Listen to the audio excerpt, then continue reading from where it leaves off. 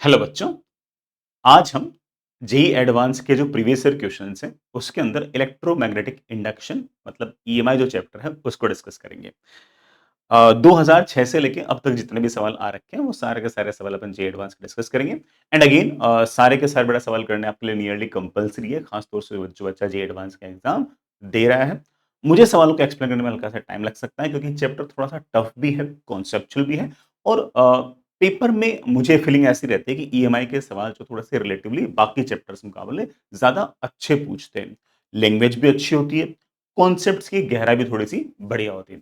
हालांकि पहला वाला सवाल देखकर बच्चा बोलेगा सर झूठ बोल रहे हो, बिल्कुल आसान आसान सवाल पूछते हैं, बट इन जनरल सवाल जो ईएमआई के होते हैं थोड़े से अच्छे होते हैं। तो I will take some time to explain things. Of course it's, अगर आपके लिए मुश्किल है पढ़ना तो ऑफ कोर्स बेटा मेरे लिए भी तो मुश्किल है पढ़ाना, बट आई नो दैट कि ना ईएमआई के जो कॉन्सेप्ट्स हैं वो आपके दिमाग के अंदर बेहतर तरीके से बैठें, इसके लिए मुझे थोड़ा सा समय चाहिए होगा।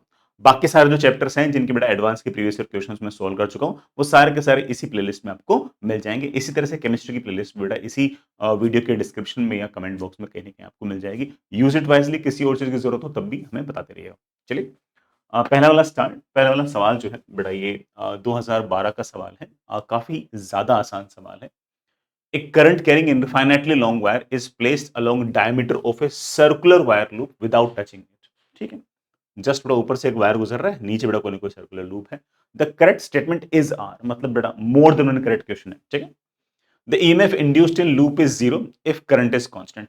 इसमें कुछ सोचना ही नहीं। अच्छा, चारों ऑप्शन पढ़ के पता लग गया इस बारे में कि बात किसकी कर रही है, कि इस तार में जो करंट गुजर रहा है ना, उस करंट के बढ़ने घटने या कांस्टेंट रहने के कारण इस लूप के अंदर कितना ईएमएफ इंड्यूस्ड होगा, सर्कुलर लूप में कितना ईएमएफ इंड्यूस होगा, उसको डिस्कस करना है। हम जानते हैं कि इस लूप में जो ईएमएफ इंड्यूस होगा बेटा that will be of course बेटा minus d five by D t. तो मुझे लिखना है फ्लक्स। लेट्स से कि इस तार में करंट गुजर रहा है आई।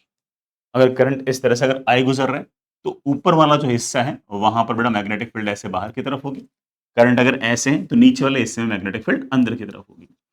बाई सिमेट्री मेरे ख्याल से मेरे बच्चे मेरे से एग्री कर जाएंगे इस बात से कि जितना मैग्नेटिक फ्लक्स यहां पर बाहर की तरफ है उतना ही मैग्नेटिक फ्लक्स अंदर की तरफ है, क्योंकि ये वाला जो तार है ना ये तो बाई सिमेट्रिकल डायमीटर से गुजर रहा है। तो जितना एरिया ऊपर उतना एरिया नीचे, जैसे जैसे मैग्नेटिक फील्ड का डिस्ट्रीब्यूशन ऊपर वैसे वैसे मैग्नेटिक फील्ड का डिस्ट्रीब्यूशन नीचे, isn't it?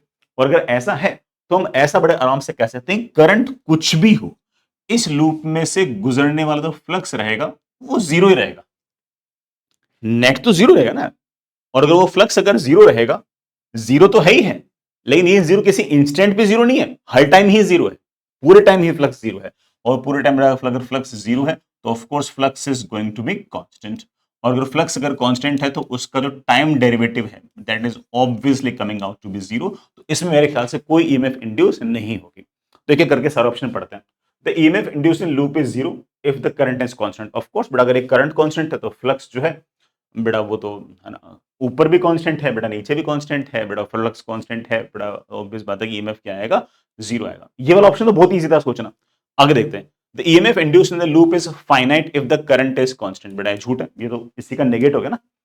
The EMF induced in loop is zero if the current decreases at a steady rate. Steady state अगर ये करंट जो है लगातार मान लो घट रहा है तो ईएमएफ इंड्यूस्ड जो होगा वो जीरो होगा।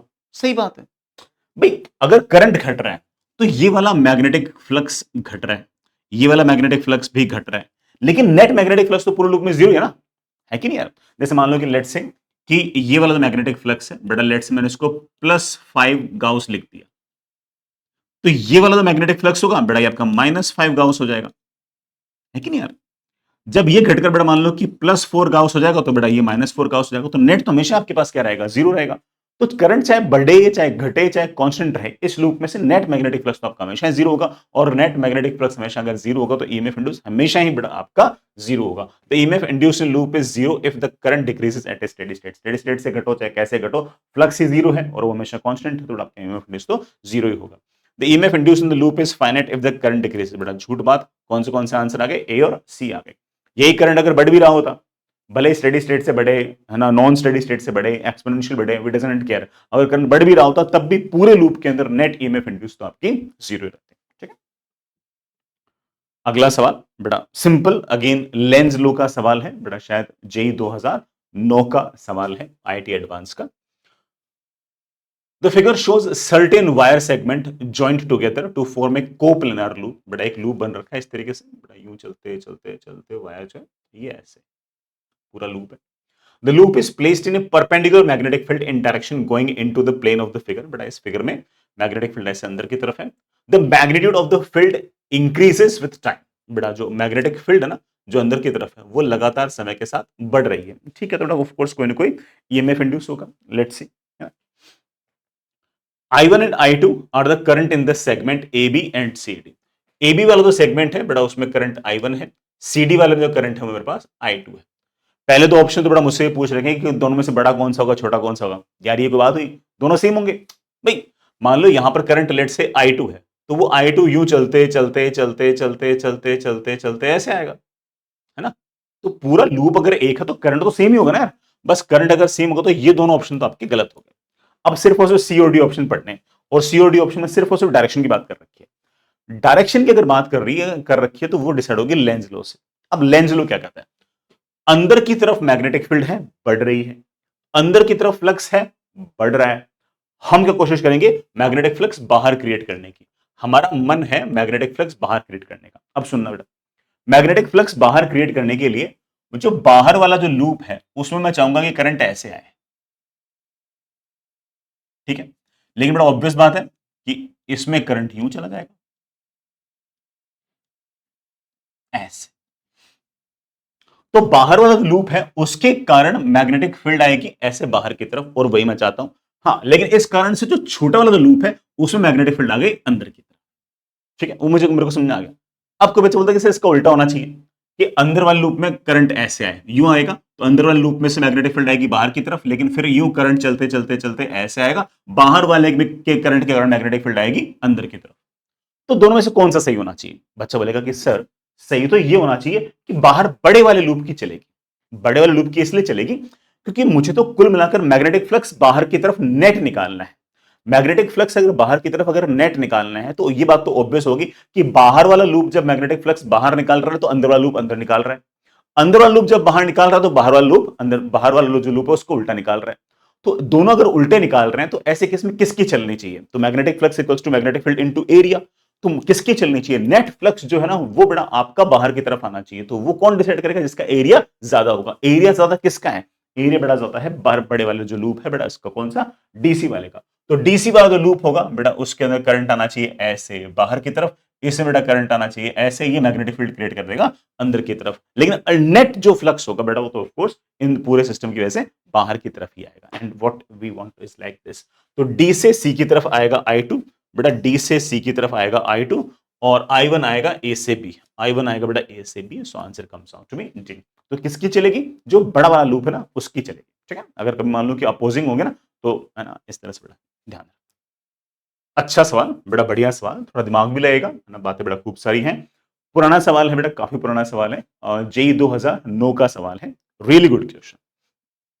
दो मेटेलिक रिंग्स हैं ए और B, identical in shape and size but having different resistivities rho A and rho B are kept on the top of two identical solenoids as shown in figure. बेटा ये solenoid है और इस solenoid के ऊपर बेटा थोड़ा सा अलग से दिखा देता हूं, ऐसे बेटा एक रिंग रखी हुई है, ऐसे ही बेटा इसके ऊपर एक रिंग बिल्कुल इसके ऊपर और रखी हुई है। बेटा वो डायग्राम थोड़ा सा अलग से दिखा दिया आपके देखने में ठीक हो जाए। दोनों वैसे तो आइडेंटिकल हैं लेकिन इसकी रेजिस्टिविटी बेटा रो ए है, इसकी रेजिस्टिविटी रो बी है। ठीक है, ये दोनों सोलेनोइड आपके आइडेंटिकल है।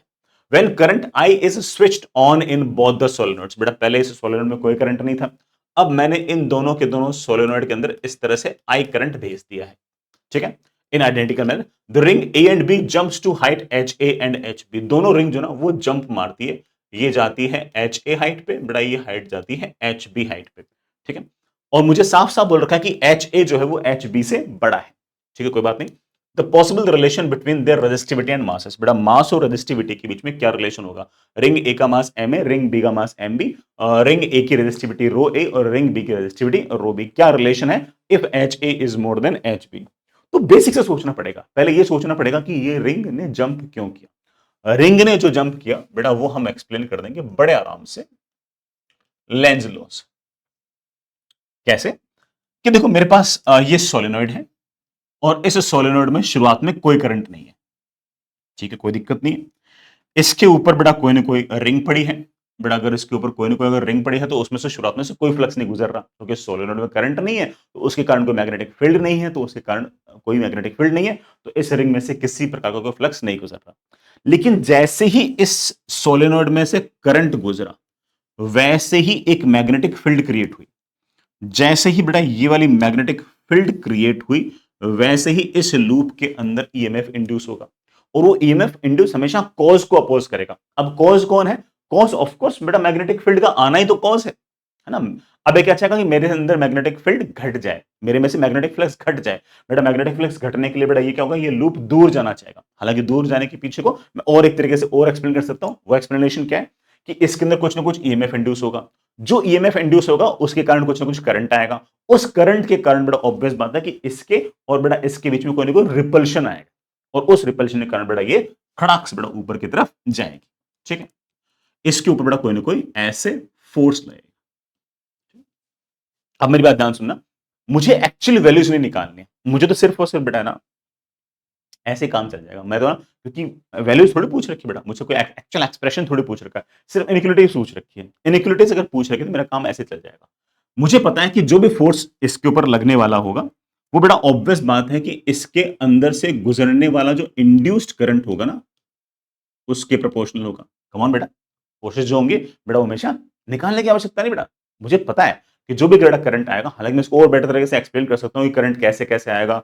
ये जो बेटा मैग्नेटिक लाइन ऑफ फोर्सेस है बेटा, वो यूं है सोलेनोइड की वजह से, उसका एक कंपोनेंट ये वाला होगा, ये वाला जो कंपोनेंट होगा ये इस तार के करंट के साथ इंटरेक्ट करेगा, उसके कारण कोई ना कोई मैग्नेटिक फोर्स आएगा ऊपर की तरफ, वगैरह वगैरह। बट इट्स नॉट नीडेड ना, तुम तो बड़ा सीधा सोचो ना कि जो फोर्स है वो डायरेक्टली प्रोपोर्शनल टू करंट है, तो ऑब्वियस बात, फोर्स बड़ा डायरेक्टली प्रोपोर्शनल टू करंट है, तो इस पर ऊपर की तरफ कोई ना कोई इंपल्स लग जाएगा। अच्छा, इंड्यूस्ड करंट कितना होगा? इंड्यूस्ड करंट विल बी बेटा of course induced EMF divide by resistance.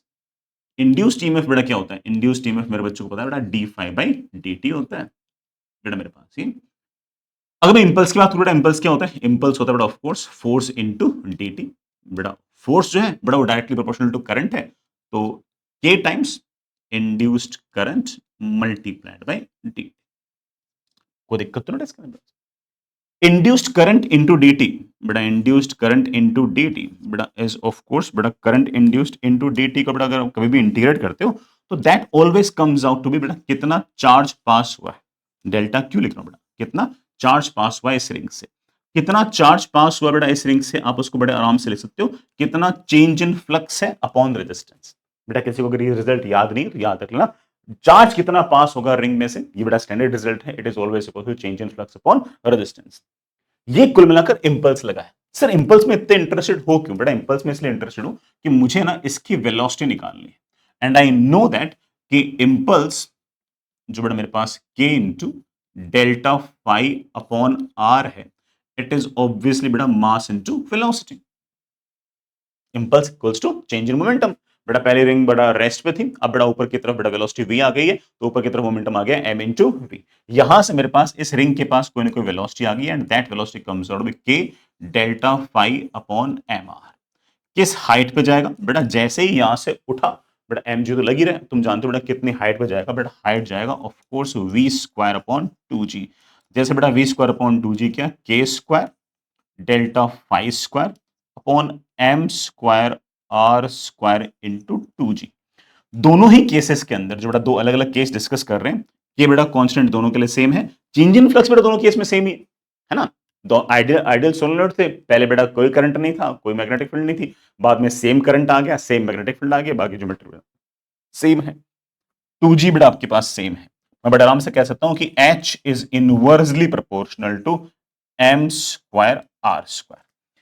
बेटा रेजिस्टेंस को बेटा बड़े आराम से लिख सकता हूं बेटा क्या, रो एल स्क्वायर अपॉन ए स्क्वायर। बेटा रिंग की कितनी लेंथ है, क्रॉस सेक्शनल एरिया क्या है, वगैरह वगैरह। तो मेरे बच्चे बोलेंगे सर वो तो लेंथ और जो बाकी सब चीजें तो सेम ही आएंगी ना। Resistance is equals to rho L upon cross sectional area of the ring. Cross sectional area बेटा रिंग दोनों के सेम है, रिंग का रेडियस बेटा सेम है, तो ऑफ कोर्स बेटा सर्कमफेरेंस भी सेम है। तो सिर्फ और सिर्फ मेरे पास ये रिजल्ट काफी आ गया। H is inversely proportional to M square R square. मुझे साफ साफ बोल रखा है कि H A is more than H B. बेटा ये दे रखा ना, इसका मतलब बेटा mass of A into rho of A का square should be less than mass of B का स्क्वायर रो ऑफ बी का स्क्वायर। ये बेटा जहां कहीं सेटिस्फाई होगा वहां मेरा आंसर आ जाएगा। रो ए बड़ा है रो बी से, रो ए बड़ा है रो बी से, और एम ए एम बी बराबर है। बेटा एम ए और एम बी अगर बराबर हो गए तो रो ए रो बी से बड़ा नहीं हो सकता, छोटा होना चाहिए था। तो बेटा A option comes out wrong. M A और एम बी बराबर है, एम ए और एम बी बराबर है, दोनों कैंसिल, तो रो ए रो बी से छोटा होना चाहिए। बड़ा बिल्कुल बी ऑप्शन सही लग रहा है। लेकिन बड़ा सवाल मोर देन करेक्ट क्वेश्चन है, और चेक कर लेते हैं। रो ए जो है रो बी से बड़ा है, और एम ए जो है बेटा वो एम बी से बड़ा है। रो ए बड़ा आपका तो गलती होगा ना बेटा, रो ए भी बड़ा एम ए भी बड़ा, इन दोनों से बड़ा तो उल्टा पड़ गया, तो सी भी आपका गलत है। रो ए जो है बड़ा रो बी से छोटा है, और एम ए भी एम बी से छोटा है। बड़ा इससे भी काम चल जाएगा। आई थिंक डी भी आपका आंसर बिल्कुल सही। ठीक है, चलिए बच्चों आगे चलते हैं। अगला सवाल, which of the field pattern given below is valid for electric field as well as magnetic field?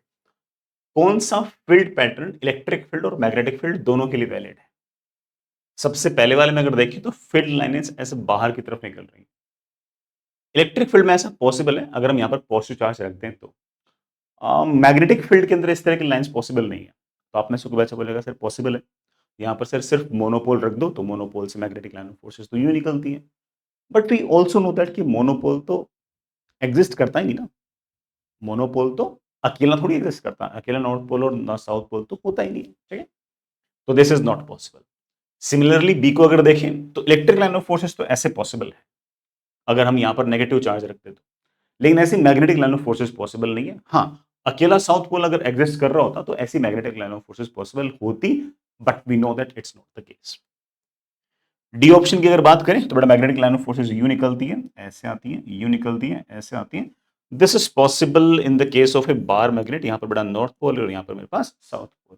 लेकिन ऐसी कोई इलेक्ट्रिक लाइन ऑफ फोर्स बड़ा हमने नहीं देखी, ऐसा तो कुछ हमारे पास ऐसा एग्जांपल नहीं है। कंसेंट्रिक सर्कुलर लूप्स, हाँ बिल्कुल मैग्नेटिक लाइन ऑफ फोर्सेस तो पॉसिबल है। अगर मैं यहाँ पर एक इनफाइनाइटली लॉन्ग वायर अगर ऐसे रख दूंगा तो उसके कारण इस तरह से इलेक्ट्रिक लाइन ऑफ फोर्सेस जो होंगी, sorry magnetic line of forces जो होंगी वो ऐसी होंगी। क्या ऐसी इलेक्ट्रिक लाइन ऑफ फोर्सेस भी पॉसिबल हो सकती है? तो बोला कि हाँ सर हो सकती है। हालांकि आप में से के बच्चे होते हैं ऐसे कहते हैं कि sir electric line of forces close loop नहीं बनाती। सही बात है वैसे, लेकिन वो एक स्पेसिफिक केस है। स्टैटिक चार्ज के कारण कभी भी electric line of forces close loop नहीं बनाती। लेकिन हमने पढ़ रखा है कि टाइम वेरिंग मैग्नेटिक फील्ड जो है उसके कारण जो इलेक्ट्रिक फील्ड आती है वो इस तरह से कंसेंट्रिक लूप्स बना सकती है। I hope you remember that कि सिलेंड्रिकल रीजन के अंदर अगर मैं मैग्नेटिक फील्ड रखूं और उसे अगर मैं टाइम के साथ अगर वेरी कराऊं तो इस तरह की ही concentric electric line of forces बनती है। तो इट मींस दैट ऐसी lines electric line of forces भी बना सकती है और मैग्नेटिक लाइन ऑफ फोर्सेस तो ऑफ कोर्स बड़ा एक इनफिनिट वायर करंट ऐसी ही बनाती है। So answer comes out to be C. बहुत ही आसान सवाल, हालांकि बेटा 2006 का सवाल है, काफी पुराना सवाल है, बट सवाल के अंदर कुछ भी नया नहीं है। ये कॉम्प्रिहेंशन काफी हद तक ऐसा है जैसे इंग्लिश के अंदर कॉम्प्रिहेंशन होते हैं ना कि सिर्फ और सिर्फ लैंग्वेज पढ़नी है और नीचे 3 सवाल लिखे होते हैं। लैंग्वेज के अंदर सिर्फ और सिर्फ जो लिखा होता है उसी के बेसिस पे सवाल है। अपनी तरफ से कोई कैलकुलेशन मैनिपुलेशंस नहीं करना, we just have to find out the answer in the comprehension and that's it. ठीक है, तो चलिए पढ़ते हैं। मॉडर्न ट्रेन्स, हालांकि बेटा सवाल 2006 का है और उस टाइम पर भी इस तरह की ट्रेन्स चला करती थी जापान के अंदर। आज के बेटा काफी सारे डेवलप्ड कंट्रीज के अंदर काफी कॉमन है। सुनिएगा क्या फंडा है। Modern trains are based on maglev technology in which trains are magnetically elevated। बेटा magnetically elevated मतलब कोई magnetic force की वजह से वो हल्के से उठ रखी होंगी। ठीक है, लेट्स सी क्या करना चाहता है। Which runs its EDS maglev system। ठीक है, there are coils on both sides of wheel। बेटा व्हील के दोनों साइड्स पर कोई लगा रखी होती है। Due to motion of train, train के मोशन के कारण कुछ ना कुछ करंट इंड्यूस होता है in the coil of track which elevates. उनमें कुछ ना कुछ करंट इंड्यूस होता है और जो करंट इंड्यूस होता है उसके कारण कोई ना कोई मैग्नेटिक फोर्स लग रहा होगा, उसके कारण वो जो ट्रेन है वो ऊपर की तरफ एलिवेट होती है, ऊपर की तरफ चली जाती है। ठीक है, इट मेक सेंस। ठीक है, हमें वो क्यों इंड्यूस हो रहा है, कैसे इंड्यूस हो रहा है, जरूर बेटा कोई ना कोई मैग्नेटिक फील्ड वगैरह लगा रखी होगी, तो दैट इज ओके, कोई दिक्कत नहीं है ना। This is in accordance with the Lenz law. ये बेटा लेंज लॉ के अकॉर्डिंग हो रहा है। ठीक है, if train lowers down then due to Lenz law a repulsive force increases due to which the train gets lifted and if it goes up higher there is a net downwards force due to gravity। ठीक है, ये समझ में आ रहा है कि जैसा language में लग रहा है कि नीचे नीचे बेटा कोई ना कोई मैग्नेटिक फील्ड लगा रखी होगी, जैसे ही वो टायर मान लो कि लेट से नीचे की तरफ आएगा तो बड़ा of course magnetic line of forces जो होंगी वो उसके अंदर बढ़ेंगी, तो उसे घटाने के लिए ट्रेन जो होगी उस पर बड़ा कोई ना कोई फोर्स लग जाएगा ऊपर की तरफ।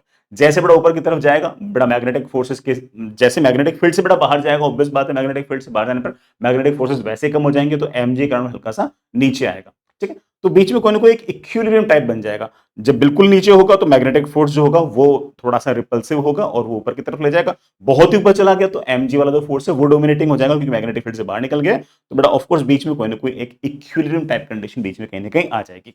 ऑल्दो जितना मैं बोल रहा हूं बड़ा उतने इन्फ्रेंसेस की आवश्यकता है नहीं, क्योंकि सवाल तो बड़ा आगे बिल्कुल सिंपली पूछ रखा है, बट ठीक है, मैंने तो जितना पढ़ा उसके हिसाब से मेरे को जो बात लगी ना बोल, ठीक है। The advantage of maglev train is that, बेटा क्या क्या एडवांटेज बता रखे मैग्लेव ट्रेन के। There is no friction between the train and track. बड़ा ऑफ कोर्स अगर ट्रेन हल्के से ऊपर उठ के चलेगी तो फ्रिक्शन नहीं होगा, और फ्रिक्शन नहीं होगा तो रिड्यूस्ड पावर कंजम्पशन, कंजम्पशन जो होगा बड़ा पावर का ऑफ कोर्स वो कम होगा, and enabling the train to attain very high speed, और इस कारण से बड़ा ऑफ ज्यादा स्पीड से दौड़ा सकते हैं। ठीक है, disadvantage of maglev train is that, क्या डिसएडवांटेज है कि it slows down the electromagnetic force decreases and becomes difficult to keep it elevated and it moves forward according to the Lenz's law. There is an electromagnetic drag. बस disadvantage क्या है कि electromagnetic force, एक आईएलबी type का जो force होगा वो कुछ ना कुछ बड़ा पीछे की तरफ लग गया होगा, ये इसका डिसएडवांटेज बता रखा है। अब 3 सवाल है, ठीक है, इस पेज पर हमने सिर्फ एक सवाल ले रखा है, अगले पेज पे एक और, फिर उसके अगले पेज पे एक और सवाल, तीनों सवाल एक एक करके पढ़ते हैं। What is the advantage of the system, साफ साफ ऊपर लिखा हुआ है, सिर्फ उनको रीड करना है। इलेक्ट्रोस्टैटिक फोर्स झूठ बात, ग्रेविटेशनल फोर्स इज जीरो झूठ बात, इलेक्ट्रिक पावर इज यूज्ड झूठ बात, बल्कि इलेक्ट्रिक पावर कम यूज होता है, ये जरूर लिखा होता है। नो फ्रिक्शन, हाँ यही तो फायदा था कि ट्रेन हल्के से ऊपर उठ के चल रही है, फ्रिक्शन बड़ा कम से कम है, hence no power is consumed, ये मुझे सही लग रहा है। हालांकि बेटा नो पावर कंज्यूम्ड की जगह लेस पावर इज कंज्यूम्ड लिखा हुआ ना चाहिए था, बट इसने बिल्कुल आइडियल कंडीशन ली थी। ठीक है, दैट इज फाइन, कोई इशू नहीं। अगला बेटा ऊपर वाला कॉम्प्रिहेंशन तो सेम है, सवाल बेटा यहां से स्टार्ट होता है। What is the disadvantage of this system, बेटा डिसएडवांटेज मेरे ख्याल से लास्ट वाले पैरा में है, बेटा वापस से पढ़ना चाहो वापस से पढ़ लो, मैंने तो बेटा पढ़ रखा, मैं बताता हूं क्या लिखा हुआ है। The train experiences upward force according to Lenz law, बात तो सही है लेकिन ये डिसएडवांटेज थोड़ी है, बल्कि तो एडवांटेज था, बेटा वो हल्का सा ऊपर शिफ्ट हो रही थी, फ्रिक्शन कम था, हम बड़े आराम से उसको चला पा रहे थे, तो ये वैसे गलत हो गया। ठीक है, ये डिसएडवांटेज है नहीं। Friction force creates a drag on the train, झूठ बात, बल्कि बेटा फ्रिक्शन तो गायब ही जाता है। रिटार्डेशन, हाँ रिटार्डेशन एक आईएलबी का फोर्स था, उसका रिटार्डेशन है तो सही, but let's C fourth option पढ़ता हूं शायद बेटर हो इससे। The by lens low train experiences A drag, ये बड़ा सही है, बड़ा लास्ट ऑप्शन में ये लिखा हुआ है कि लेंस लो के कारण बड़ा पीछे की तरफ हल्का सा एक ड्रैग लगता है, और D option seems better to me. Last बड़ा which force causes the train to elevate up, बड़ा ऊपर की तरफ जो ट्रेन जा रही है उसके पीछे कारण क्या है, क्या उस ट्रेन के पास कोई चार्ज वार्ज है, कोई चार्ज पार्टिकल्स बेटा फंसा रखे हैं क्या उस व्हील्स के आसपास, अब बोलोगे ना सर ना वो तो नहीं लगा रखे। करंट कैरिंग वायर जरूर कुछ है, बेटा करंट कैरिंग वायर है तो उस पर इलेक्ट्रोस्टैटिक फोर्स लग रहा होगा, मैग्नेटिक फोर्स लग रहा होगा। आप बेटा मेरे ख्याल से घर से बेटे बेटे चिल्ला चिल्ला के शायद बोलोगे मैग्नेटिक फोर्स लग रहा होगा, क्या इलेक्ट्रोस्टैटिक फोर्स सही है क्या, नहीं। बेटा induce electric field, time varying electric field, ऐसा कुछ है क्या, नहीं, बेटा क्या है मैग्नेटिक फोर्स, बेटा ऑफ कोर्स कोई ना कोई मैग्नेटिक फोर्स ऊपर की तरफ लग रहा होगा, वो बेटा उसको हल्का सा एलिवेट करता होगा। फाइन, आगे चलते बेटा, बहुत ही बढ़िया सवाल बेटा, ठीक है, 2023 का सवाल है बेटा, अच्छा सवाल है, आराम से अगर इत्मीनान से करेंगे तो सवाल बेटा अच्छे से हो जाएगा, और अगर बेटा जल्दबाजी की तो बेटा सवाल में कॉम्प्लिकेशंस आ सकते हैं, तो मैं थोड़ा सा नीट काइंड ऑफ सॉल्यूशन बेटा बनाने की कोशिश कर रहा हूँ। एक रेक्टेंगुलर कंडक्टिंग लूप है बेटा, जिसकी लेंथ 4 सेंटीमीटर है बेटा, विड्थ 2 सेंटीमीटर है बेटा, ये 2 सेंटीमीटर बेटा, मेरे पास ये 4 सेंटीमीटर, एक्स वाई प्लेन के अंदर है। It is being moved from a thin and long conducting wire in the direction √3/2 X cap 1/2 Y cap, बेटा कोई ना कोई वेलोसिटी दे रखी है, ये वेलोसिटी की डायरेक्शन है। एक्स एक्सिस के अलोंग बेटा कंपोनेंट है √3/2, और वाई एक्सिस के अलोंग बेटा कंपोनेंट है बेटा कितना, हाफ, तो आई थिंक बेटा this angle comes out to be 30 degree, बेटा सही तो लगा, √3/2 इस तरफ बेटा, हाफ इस तरफ, मेरे ख्याल से कुल मिलाकर जो वेलोसिटी है बेटा वो कुछ कुछ ऐसे, एक्स एक्सिस के साथ एंगल 30 डिग्री पर बेटा आपने इस लूप को कोई ना कोई वेलोसिटी ऐसे दे रखी है, ठीक है, with a constant velocity v। The wire is carrying a steady current of 10 ampere in the positive x direction, बेटा लूप नहीं, जो नीचे वायर लगा रखा है ना उसमें करंट 10 एम्पियर है, डायग्राम भी चेक करना, इसकी बात नहीं कर रहा बेटा, वायर की बात कर रहा है। वायर के अंदर बेटा कोई ना कोई करंट है 10 एम्पियर, बेटा वो जो वायर है उसमें करंट है 10 एम्पियर, तो उसके कारण बेटा यहाँ पर मैग्नेटिक फील्ड आएगी ऐसे बाहर की तरफ, कोई दिक्कत नहीं। ठीक है ना। A current of 10 micro ampere flows through the loop when it is at a distance 4 centimetre from wire. जब इस वायर से 4 सेंटीमीटर दूर है, बेटा ये जो डी डिस्टेंस है, बेटा डायग्राम में चेक कर लेना, डी बेटा इसको बोल रखा है, ये वाला जो सेपरेशन है, ये जो सेपरेशन है बेटा ये मेरे पास 4 सेंटीमीटर है, बेटा सेंटीमीटर है, मीटर में नहीं याद रखना, 0.04 लिख देता हूं। जब ये 0.04 मीटर है उस टाइम पर करंट बह रहा है इसके अंदर, बेटा इसके अंदर कितना करंट बह रहा है, इसमें करंट बेटा 10 माइक्रो एम्पियर का। ठीक है। रेजिस्टेंस बेटा पूरे पूरे लूप का मुझे 0.1 ओम दे रखा है। बेटा मुझसे वी की वैल्यू पूछ रखी है, ये जो बेटा कि जिस वेलोसिटी से बेटा मैं लूप को लेकर जा रहा हूं मुझसे पूछा है। सवाल पढ़ते ही आइडिया लग जाना चाहिए करना क्या है। भाई साफ सी बात है, इसमें करंट दे रखा है, रेजिस्टेंस इसका दे रखा, तो ईएमएफ आ जाएगा, और ईएमएफ अगर आ जाएगा तो सोच लो क्या 1 2 3 4 4 टायर है बेटा, मोशनल ईएमएफ होगा, मोशनल ईएमएफ बड़ा तो बड़ा आंसर आ जाएगा, कोई लोड ही नहीं है, बिल्कुल आराम से आंसर आना चाहिए। चलिए मैं करता हूं, अगर आपको टफ लग रहा है मैं करता हूं। ये वाला जो मेरे पास लूप है, ये जो मेरे पास लूप है, इसमें लेंथ ऐसे है बेटा, वेलोसिटी ऐसे है बेटा, लेंथ ऐसे है बेटा, वेलोसिटी ऐसे है, और मैग्नेटिक फील्ड ऑफ कोर्स बाहर की तरफ है। लेंथ और वेलोसिटी के बीच में एंगल जो बेटा मेरे पास वो 30 डिग्री है। लेंथ और वेलोसिटी के बीच बेटा अगर एंगल आपके पास 30 डिग्री है, तो आप बेटा भली बात ही बेटा मेरे ख्याल से इस बात को जानते हो कि ईएमएफ आएगा VBL sin 30, VBL sin 30 बेटा, VBL sin 30 बेटा आपके पास, सॉरी बेटा मैंने उल्टा बोल दिया, ये आपके पास लेंथ है बेटा, मेरे पास ये वेलोसिटी है, लेंथ और वेलोसिटी के बीच का एंगल बेटा 30 नहीं है बेटा, कितना है 60, मेरे से गलती हो गई बेटा, VBL sin 60। ठीक है बेटा, ठीक है। ये आपके पास यूं जा रहा है बेटा, आपके पास मैग्नेटिक फील्ड है बेटा ऐसे, V क्रॉस B बेटा, हायर पोटेंशियल आएगा नीचे की तरफ बेटा, लोअर पोटेंशियल आएगा ऊपर की तरफ। ये वाला जो वायर है बेटा, इसमें ईएमएफ और इसमें ईएमएफ बेटा एग्जैक्टली सेम आएगी, मैं इसको एक बार के लिए इवन लिख देता हूं। अगेन बेटा इसमें V ऐसे है बेटा, V ऐसे है, B ऐसे है, V क्रॉस B करूंगा बेटा, हायर पोटेंशियल नीचे की तरफ बेटा, लोअर पोटेंशियल ऊपर की तरफ बेटा, मेरे पास ये ऑफ कोर्स आ जाएगा इवन। ये दोनों बेटा ऑफ कोर्स मैग्नीट्यूड में सेम, ठीक है। अब बात आती है इन दोनों की बेटा, ये दो वायर है बेटा, ये भी ऑफ कोर्स बेटा आपके पास यूं जा रहे हैं ऐसे, यूं जा रहे हैं ऐसे, वेलोसिटी बेटा आपके पास ऐसे है, लेंथ बेटा आपके पास ऐसे है, और इन दोनों के बीच का एंगल बेटा आपके पास दे रखा है 30 डिग्री, कोई दिक्कत नहीं। इसमें ईएमएफ कितना इंड्यूस होगा बेटा, मैं उसको एक बार के लिए E2 लिख देता हूं बेटा, E2 लिख देता हूं बेटा, वो कितना आएगा बेटा, वो आएगा ऑफ कोर्स V B बेटा, जो भी यहां पर मैग्नेटिक फील्ड बेटा B2 लिख दूं, into L into sine of 30 degree बेटा, that is of course V into B2 into L by, बेटा ऑफ कोर्स आपके पास बेटा वेलोसिटी ऐसे है बेटा, उसका इधर वाला कंपोनेंट बेटा कोई कंपोनेंट कोई ईएमएफ इंड्यूस नहीं करता, सिर्फ और सिर्फ ये वाला कंपोनेंट ही इंड्यूस करता है। वी क्रॉस बेटा हायर पोटेंशियल आपके पास इस तरफ आएगा, लोअर पोटेंशियल आपके पास इस तरफ आएगा बेटा, मैं जानबूझ के बेटा इसको E2 लिख रहा हूं। सिमिलरली बेटा मेरे पास यहां पर ईएमएफ आ जाएगा बेटा, लेट से V E3 बेटा, इस E3 को मैं बड़े आराम से लिख सकता हूं V इंटू बेटा B3 इंटू L अपॉन 2 बेटा, यहां पर भी यही कहानी है, लेंथ ऐसे है, बेटा लेंथ ऐसे है, V ऐसे बेटा, दोनों जो एंगल आपके पास 30 डिग्री था बेटा, उस 30 डिग्री मेरे पास हाफ। अब जरा इस बात को जरा चेक करो कि ये वाला ईएमएफ करंट, ये वाला इवन भेजना चाह रहा है करंट ऐसे, ये वाला इवन भेजना चाह रहा है ऐसे, ये वाला E2 भेजना चाह रहा है ऐसे बेटा, ये वाला E3 भेजना चाह रहा है ऐसे, सारे के सारे सीरीज में है। मैं बड़ा आराम से कह सकता हूं कि ये वाला इवन और ये वाला इवन तो कैंसिल आउट हो गए, है कि नहीं। ये वाला E3 भेजना चाह रहा है ऐसे बेटा, ये वाला E2 भेजना चाह रहा है ऐसे, किसकी चलेगी, जिसका ज्यादा होगा ईएमएफ बेटा, that is of course E3, क्योंकि बेटा ये नजदीक है तो ऑफ कोर्स B3 की वैल्यू आपके बेटा B2 से ज्यादा है बेटा, B2 बेटा यहाँ का मैग्नेटिक फील्ड है कि नहीं बेटा, यहाँ का जो मैग्नेटिक फील्ड है बेटा, इस जगह का बेटा वो मैंने B3 लिख दिया है, और यहाँ पर जो बेटा मैग्नेटिक फील्ड है इस वायर के कारण मैंने उसको एक बार के लिए B2 लिख दिया। तो ऑफ कोर्स बेटा मेरे पास जो इक्विवेलेंट ईएमएफ आएगा बेटा, that will B obviously E3 minus E2।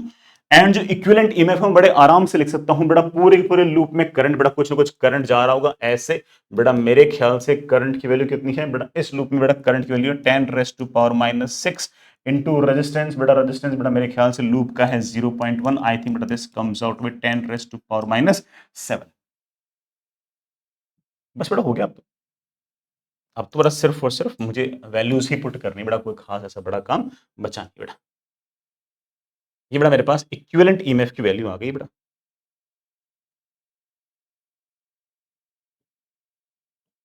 बेटा इक्विवेलेंट ईएमएफ की मेरे पास वैल्यू आ गई, बस सिर्फ और सिर्फ बेटा वैल्यूज लिखनी है, काम बन जाएगा अपना। हाँ बेटा, इक्विवेलेंट ईएमएफ जो है वो मेरे पास आ गया 10⁻⁻⁷ एंड दैट इज बेटा of course E3 minus E2। E3 बेटा कितना था, V इंटू B3L अपॉन 2। बेटा ये क्या था, V इंटू B2L अपॉन 2। बेटा मेरे ख्याल से V L अपॉन 2 तो बेटा बाहर आ जाएगा, और बेटा मेरे पास अंदर बेटा क्या आ जाएगा, B3 माइनस B2। सिर्फ और सिर्फ बेटा वैल्यूज पुट करनी है। 10⁻⁻⁷ इज इक्वल्स टू V बेटा मुझे निकालना है L। बेटा ये वाली लेंथ है कितनी, 2 सेंटीमीटर। बेटा that 2 centimetre can be written as बेटा व्हाट, 2 इंटू 10⁻⁻² अपॉन 2। बेटा B3 माइनस, हाँ बेटा B3 माइनस B2। बेटा B3 क्या है, इस तार की वजह से यहां पर जो मैग्नेटिक फील्ड बेटा वो B3 है। बेटा उसको लिखा बेटा क्या आएगा, म्यू नॉट I1 अपॉन 2 पाई।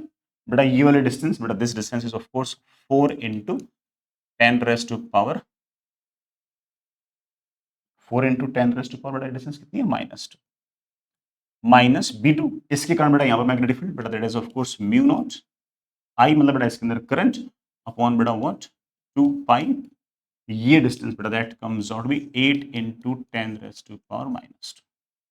बेटा 10⁻⁻7 इज इक्वल्स टू V।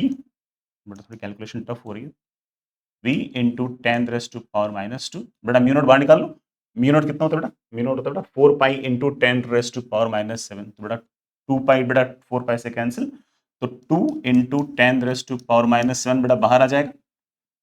नीचे बेटा 4 इंटू 10⁻⁻2 बेटा बाहर आ जाएगा। आई बेटा मेरे ख्याल से 10 एम्पियर दे रखा है, बेटा इस तार में करंट 10 एम्पियर दे रखा है, बेटा बाहर आ जाएगा 1/1 माइनस बेटा 1/2। क्या क्या बड़ा चीजें मैनेज हुई बड़ा ज़रा चेक करना। 10⁻², 10⁻², 10⁻⁻7, 10⁻⁻7। बेटा 1 is equals to V into बेटा ये 2 इंटू बेटा हाफ। बेटा मेरे पास आ गया V इज इक्वल्स टू 2 और 2 बेटा ऊपर चला गया, that comes out to be 4 metres per second. इसका मतलब बेटा इस इंस्टेंट पर आपके लूप के पास जो वेलोसिटी है वो 4 मीटर पर सेकंड। परफेक्ट, आगे चले। बहुत ही बढ़िया सवाल, बहुत ही बढ़िया सवाल।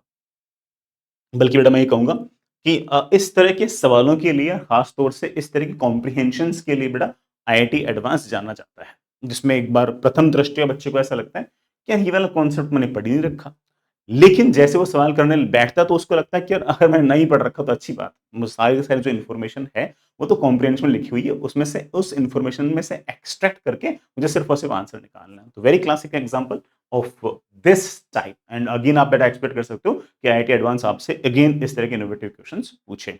इसमें सुपर कंडक्टर बेटा दे रखा होगा, उसकी कंडक्टिविटी है ना अचानक से बड़ा इनफाइनाइट या फिर रेजिस्टिविटी टेंडिंग टुवर्ड जीरो हो जाती है, किसी न किसी टेम्परेचर, उसे क्रिटिकल टेम्परेचर बोल रखा होगा, वो क्रिटिकल टेम्परेचर मैग्नेटिक फील्ड पर डिपेंड करता है। उसके बारे में कुछ कुछ बोल रखा होगा, बहुत सारी बातें बोल रखी होंगी, और उसमें से मोस्टली बातें हमारे सिलेबस में नहीं है, बट जरूरत ही नहीं सिलेबस की।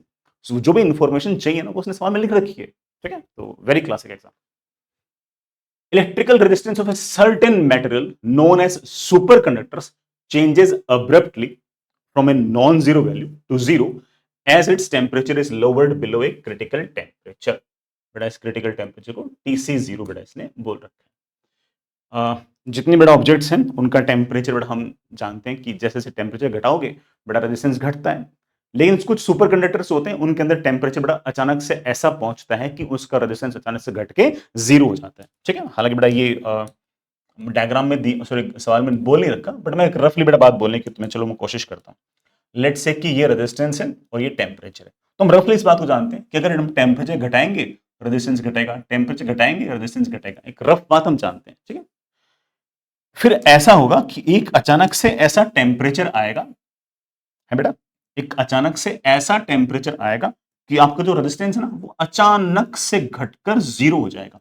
This temperature is known as critical temperature, ठीक है। इसके आगे बेटा ब्रैकेट में कुछ ना कुछ जीरो लिख रखा है, वो जीरो जो लिख रखा है वो क्या जीरो है, वो शायद सवाल के अंदर कभी ना कभी एक्सप्लेन कर रखा होगा। Let's read it out.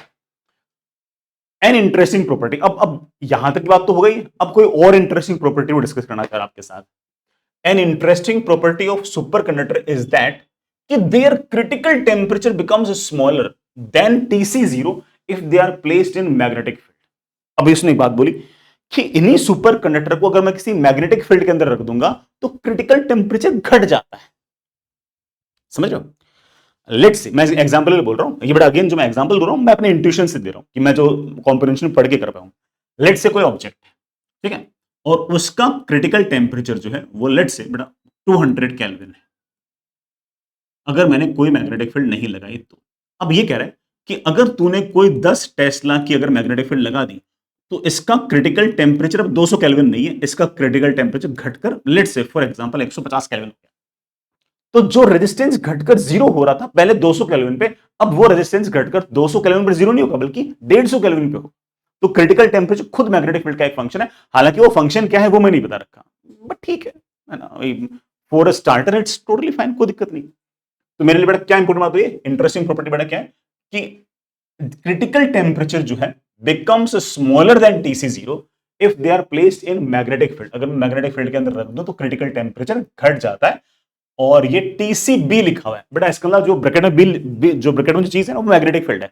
Zero magnetic field है तो क्रिटिकल टेम्परेचर Dc0 है, और अगर मैग्नेटिक फील्ड की वैल्यू कुछ और है तो बेटा ऑफ कोर्स जो क्रिटिकल टेम्परेचर होगा वो कुछ ना कुछ उस बी का फंक्शन होगा।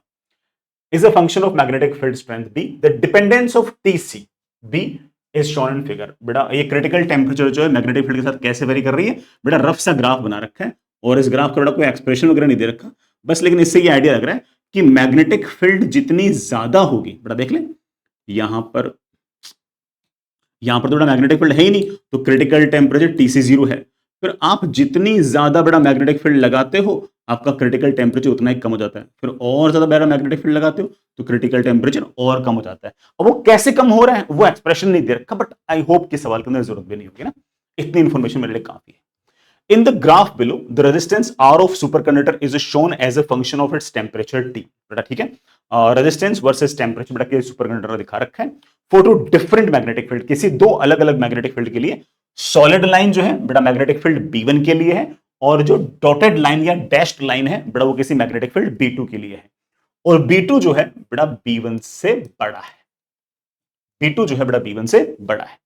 B2 अगर B1 से बड़ा है तो B2 के लिए जो क्रिटिकल टेम्परेचर होगा वो B1 के लिए जो क्रिटिकल टेम्परेचर है उससे छोटा होगा। जितनी ज्यादा मैग्नेटिक फील्ड बेटा क्रिटिकल टेम्परेचर उतना ही कम, कितना कम होगा मुझे नहीं पता, लेकिन मुझे इतना पता है कि B2 अगर बेटा मान लीजिए कि ज्यादा है B1 के मुकाबले तो उसके लिए क्रिटिकल टेम्परेचर और कम होगा, ठीक है। Which of the following graph shows the correct variation of resistance with temperature? इनमें से कौन सा जो ग्राफ है वो रेजिस्टेंस और टेम्परेचर का करेक्ट ग्राफ बता रहा है। अरे यार कर देंगे, कोई दिक्कत नहीं है, बल्कि बेटा मैं तो सोच रहा हूं कि ना हमें तो वैसे भी खैर चार ऑप्शन से ढूंढना है, बट ठीक है हम बड़ा बताने की लेट से कोशिश करते हैं। ये मेरे पास रेजिस्टेंस, बेटा मेरे पास ये टेम्परेचर, ठीक है। बेटा मैं एक बार के लिए B1 मैग्नेटिक फील्ड लगा रखी है, बेटा B1 मैग्नेटिक फील्ड लगा रखी है, टेम्परेचर घटेगा रेजिस्टेंस घटेगा, टेम्परेचर घटेगा रेजिस्टेंस घटेगा, टेम्परेचर घटते घटते घटते घटते बेटा रेजिस्टेंस घटते घटते घटते घटते घटते एक टेम्परेचर ऐसा आएगा, इस टेम्परेचर को बेटा मैं एक बार के लिए TcB1 बोल देता हूं। इस टेम्परेचर पर बेटा आपका क्या होगा कि रेजिस्टेंस जो होगा वो घट के बड़ा फटाक से जीरो हो जाए, ठीक है। लेकिन अगर आपने मैग्नेटिक फील्ड अगर B2 लगा दी, B1 ना लगा, मान लो लेट से B1 आपकी 5 टेस्ला थी तो ग्राफ आपके पास ऐसा है। मान लो आपने 10 टेस्ला लगा दी, 10 टेस्ला अगर लगा दी तब भी रेजिस्टेंस सॉरी टेम्परेचर घटाओगे रेजिस्टेंस घटेगा, टेम्परेचर घटाओगे रेजिस्टेंस घटेगा, टेम्परेचर घटाओगे रेजिस्टेंस घटेगा, लेकिन एब्रप्टली रेजिस्टेंस घटकर जो जीरो जिस टेम्परेचर पर होता था वो टेम्परेचर अब पहले वाला जो टेम्परेचर था ना उसके मुकाबले कम होगा। तो मेरे बच्चे शायद समझ गए कि अब जो ग्राफ आएगा वो कुछ कुछ ऐसा आएगा। अब जो ग्राफ आएगा डॉटेड वाले के लिए बेटा कुछ कुछ ऐसा आएगा, यूं चलते चलते चलते अब बेटा आपने मैग्नेटिक फील्ड लगा दी है B2 और बेटा मैग्नेटिक फील्ड अगर आपने B2 लगा दी है तो बेटा अगेन ग्राफ कुछ कुछ ऐसा ही होगा।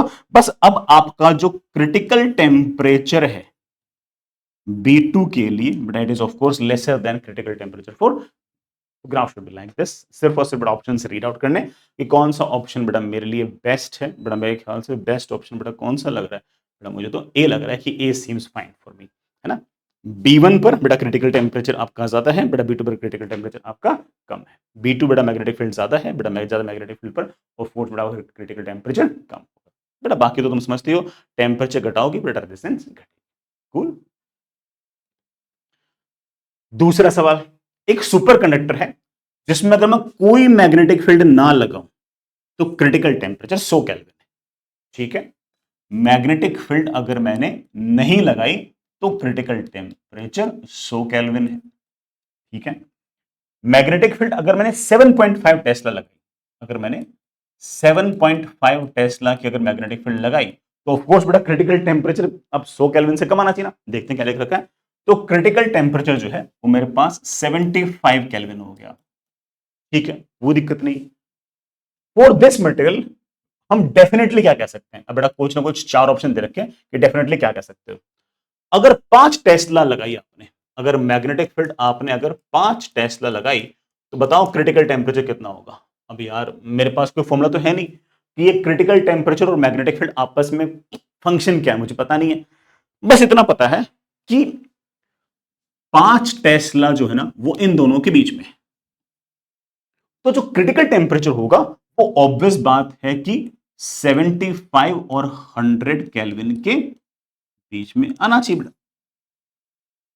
जितना ज्यादा मैग्नेटिक फील्ड क्रिटिकल टेम्परेचर उतना ही कम, इससे मैग्नेटिक फील्ड ज्यादा है तो critical temperature of course 100 kelvin से तो छोटा होना चाहिए। इनइक्वलिटी हटा देता हूं।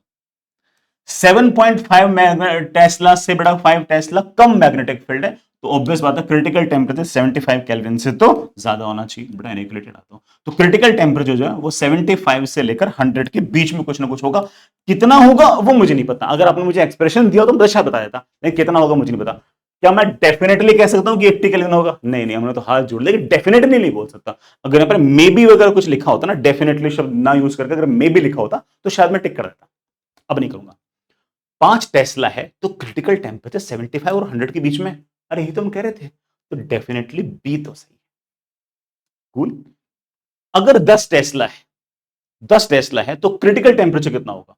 अगर आपने मैग्नेटिक फील्ड 10 टेस्ला लगा दिया, मतलब 7.5 टेस्ला से भी अगर ज्यादा लगा दिया तो क्रिटिकल टेम्परेचर 75 केल्विन से भी छोटा होना चाहिए, तो critical temperature should be less then 75 kelvin. ये तो बड़ा 75 से 100 के बीच में बोल रहा है, साफ साफ झूठ बोल रहा है। लास्ट वाला ऑप्शन कि 10 टेस्ला है तो क्रिटिकल टेम्परेचर 70 केल्विन होना चाहिए, नहीं नहीं नहीं, मैं तो सिर्फ बता रहा हूँ 75 से कम होना चाहिए। 75 से कम बेटा 74 भी हो सकता है, 73 भी हो सकता है, 68 भी हो सकता है, 67 भी हो सकता है बेटा, ठीक है, 60 भी हो सकता है। और वो एग्जैक्टली 70 केल्विन होगा ऐसा आपने मुझे कोई इंफॉर्मेशन नहीं दी। अगर आपने मुझे ग्राफ प्लॉट कर दिया होता तो आई वुड हैव टोल्ड, ठीक है, मेरे ख्याल समझ गए। तो of course answer comes out to be only. अगला सवाल करते हैं। नेक्स्ट इज बेटा बहुत ही बढ़िया सवाल है एंड पेशेंटली करते हैं, आराम से करते हैं। इतने टफ सवाल को करने के लिए थोड़ा सा पेशेंस की आवश्यकता होती है और अगर हम थोड़ा सा दिमाग लगाएंगे तो हो सकता है कि है ना हम थोड़ा सा बाकी बच्चों के मुकाबले फास्ट कर पाए। ये शायद बड़ा 2022 का बड़ा एडवांस का क्वेश्चन है। एक सर्कुलर स्मॉल लूप है, एरिया ए है, एरिया ए बेटा लूप का है, रेजिस्टेंस बेटा उसके पास आर है, इज फिक्स्ड, बड़ा याद रखना वो उसको फिक्स कर रखा है on a horizontal X Y plane. बड़ा एक्स वाई प्लेन बड़ा इसने बता भी रखा है कि ये एक्स है, ये वाई है, बड़ा आपके पास ये ऐसे जेड है।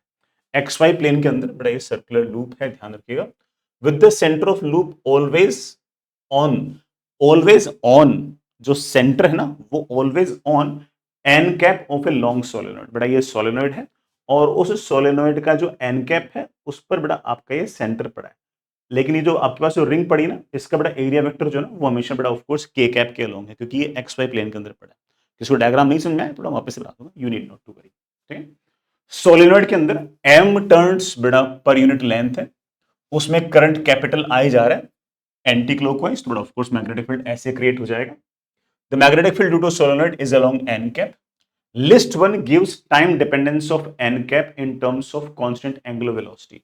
लिस्ट वन के अंदर बेटा ये एन कैप की डायरेक्शन दे रखी है, साफ साफ देख लो क्या बोल रखा है, list one gives the time dependence of N cap. जो एन कैप है ना उसकी डायरेक्शन बेटा लिस्ट वन के अंदर दे रखी है। तो इसका मतलब बेटा ये जो आपका सोलेनॉइड है ना बेटा, वो हो सकता है कि इस लूप के अंदर कैसे न कैसे करके रोटेट कर रहा होगा। कौन रोटेट कर रहा है? सोलेनॉइड। जो आपका रिंग अंदर वाला है ना बेटा, वो आपका फिक्स है, वो मूव नहीं कर रहा एक बार, ठीक। लिस्ट टू के अंदर बेटा क्या दे रखा है? The torque experienced by the circular loop. जो सर्कुलर लूप है ना अंदर वाला, उस पर t is equals to pi by 6 omega पर कितना टॉर्क होगा, वो लिस्ट टू के अंदर मुझे दे रखा है।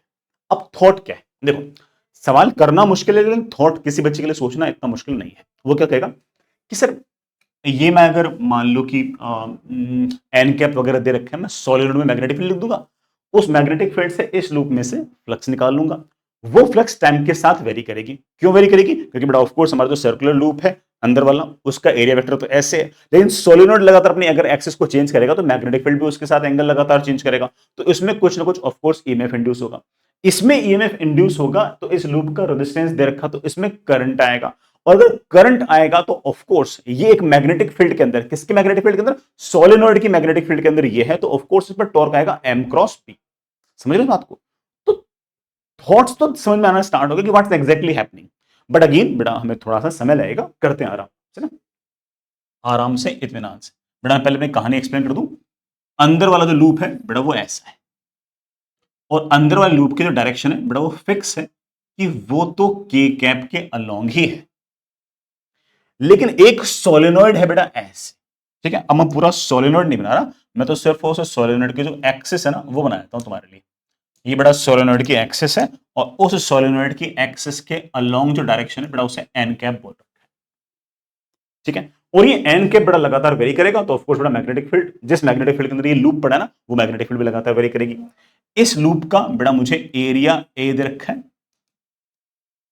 इस लूप का बेटा मुझे एरिया ए दे रखा है, और बेटा इसका रेजिस्टेंस मुझे आर दे रखा है, और बेटा ठीक है और तो चलेगा। जो सोलेनॉइड है बेटा उसके अंदर मैग्नेटिक फील्ड आएगी, सोलेनॉइड के अंदर बेटा मैग्नेटिक फील्ड आएगी, वो कुछ कुछ इस तरह से आएगी, mu naught number of turns per unit length into current. Direction बेटा तुम जानते हो कि is along N cap, this is the magnetic field. जो थॉट था मैं आपको बता चुका हूं। सबसे पहले इसमें से गुजरने वाला फ्लक्स कितना होगा? फ्लक्स होगा बेटा what? B dot A. What's the magnetic field? बेटा magnetic field is mu naught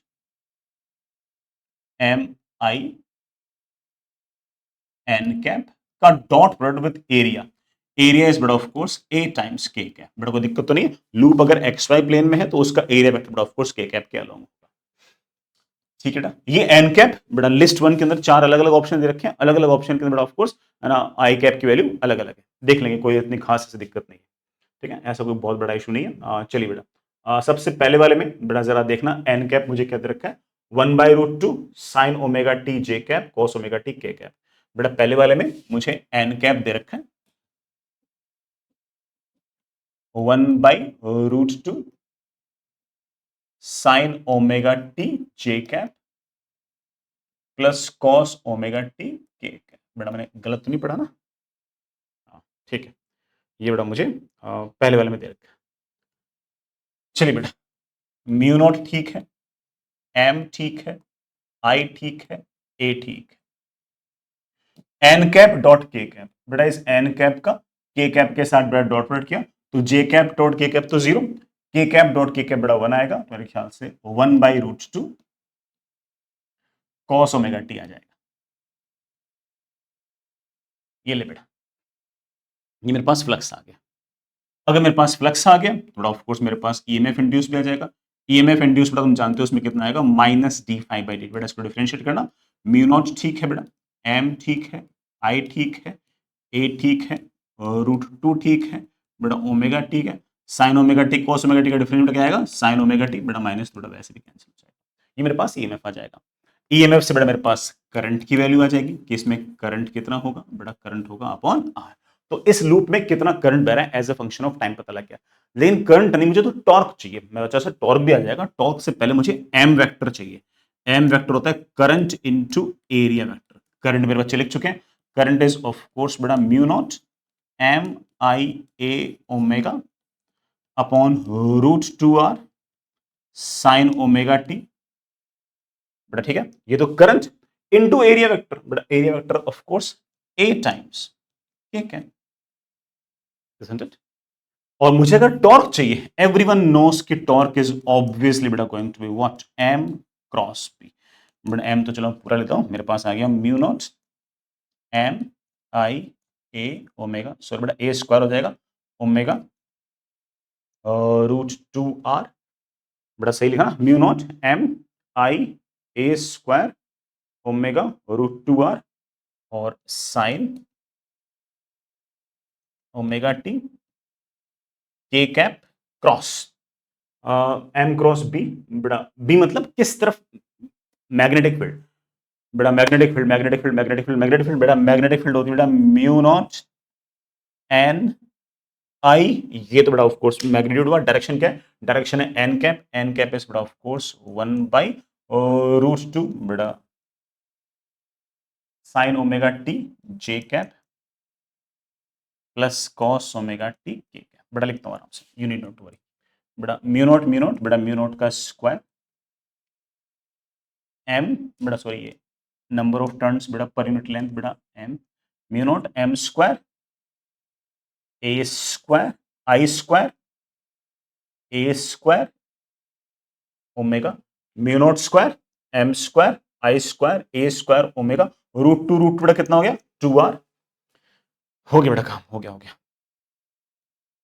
into sine omega T. हाँ बेटा